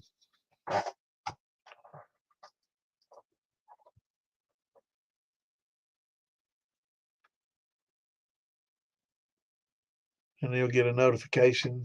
When we're coming on, and let you know Wednesdays and Saturdays. And I guess this Saturday we're going to have Dan on, so that'll be great. It's always nice when Dan's on. It's always a good time. Fun will definitely be had. He'll be on this weekend. We'll talk to Farm to Bottle. Plan to have some excessive drinking and laughter. Always a good time when Dan's in here. So looking forward to that. So I got to do a little makeup smart work, get some ad ready, and let everybody know, get the word out. So Farm to Bottle, one of my favorite festivals. I want to miss it. Don't tell anybody. I guess not many people in my family watch this video. If they are, I'll miss you at that reunion this year, man. But I ain't missing Farm to Bottle. I'll see y'all sometime. Maybe we can meet up Christmas or something. But thanks for tuning in, and hit that like, subscribe. And if you got any questions, don't hesitate to ask. Jump in the groups. That's what we're there for. So any questions you guys have, I know if you don't want to wait till Wednesdays and Saturdays, I know Steve, he was, and I'm sorry, my message didn't get back to you from the phone, but follow up those in the militia. And there's a lot of knowledgeable people in there that can answer it as well. And if somebody answers it wrong, I'll chime in if I see it, or I'll send you a message. But yeah, definitely feel free. Any questions you got, shoot me a message and ask. Don't mind at all. But if I can't get right back to you, don't get mad at me. Sometimes I'm not one of those that keep that phone melded to my hip. I'll leave it sitting and I'll be away from it half the day. I don't keep it on me like a lot of people do. I'm not constantly looking at my phone like a lot of brainwashed people are these days. It's like a part of their body anymore. You too, Rick. Appreciate you, brother. Appreciate y'all coming in for sure. And we will definitely catch you Saturday night. Should be a good time. And jump in on the shit show if you want to some laughs and get drunk and talk some shit and have fun. And Lord, you never know what's going to go on in there. I guess this last week we had Matt Brown in there. Him and Sean Rigsby are doing a boxing match at Farm to Bottle, and it kind of started out as a friendly little challenge, and of course now it's got hyped up into people gonna fucking kill people and shit. It's crazy. So it's got them all worked up, and it's pretty funny. I get entertainment out of it. It's like watching old time wrestling, a bunch of lip and not much else. But appreciate y'all, and we will see you Saturday night. If you're not coming in on the shit show, we'll see you Saturday, and bring me some questions, and hopefully I'll have some shit going by then. I've got a lot of work to do, and I've got to go get me some more yellow dent. So I'm gonna go to Buc-ee's and try them out. I heard Buc-ee's has 50-pound bags for $8 or $9. So we're gonna see what kind of stuff they've got. Hopefully it's not covered in that proponic acid that makes everything shiny, and I have to rinse it off and clean it up. But that's another topic for another show. Anyway, y'all have a great week, and we will see you this weekend. Till then, shine on. Take care, everybody. Thanks for tuning in.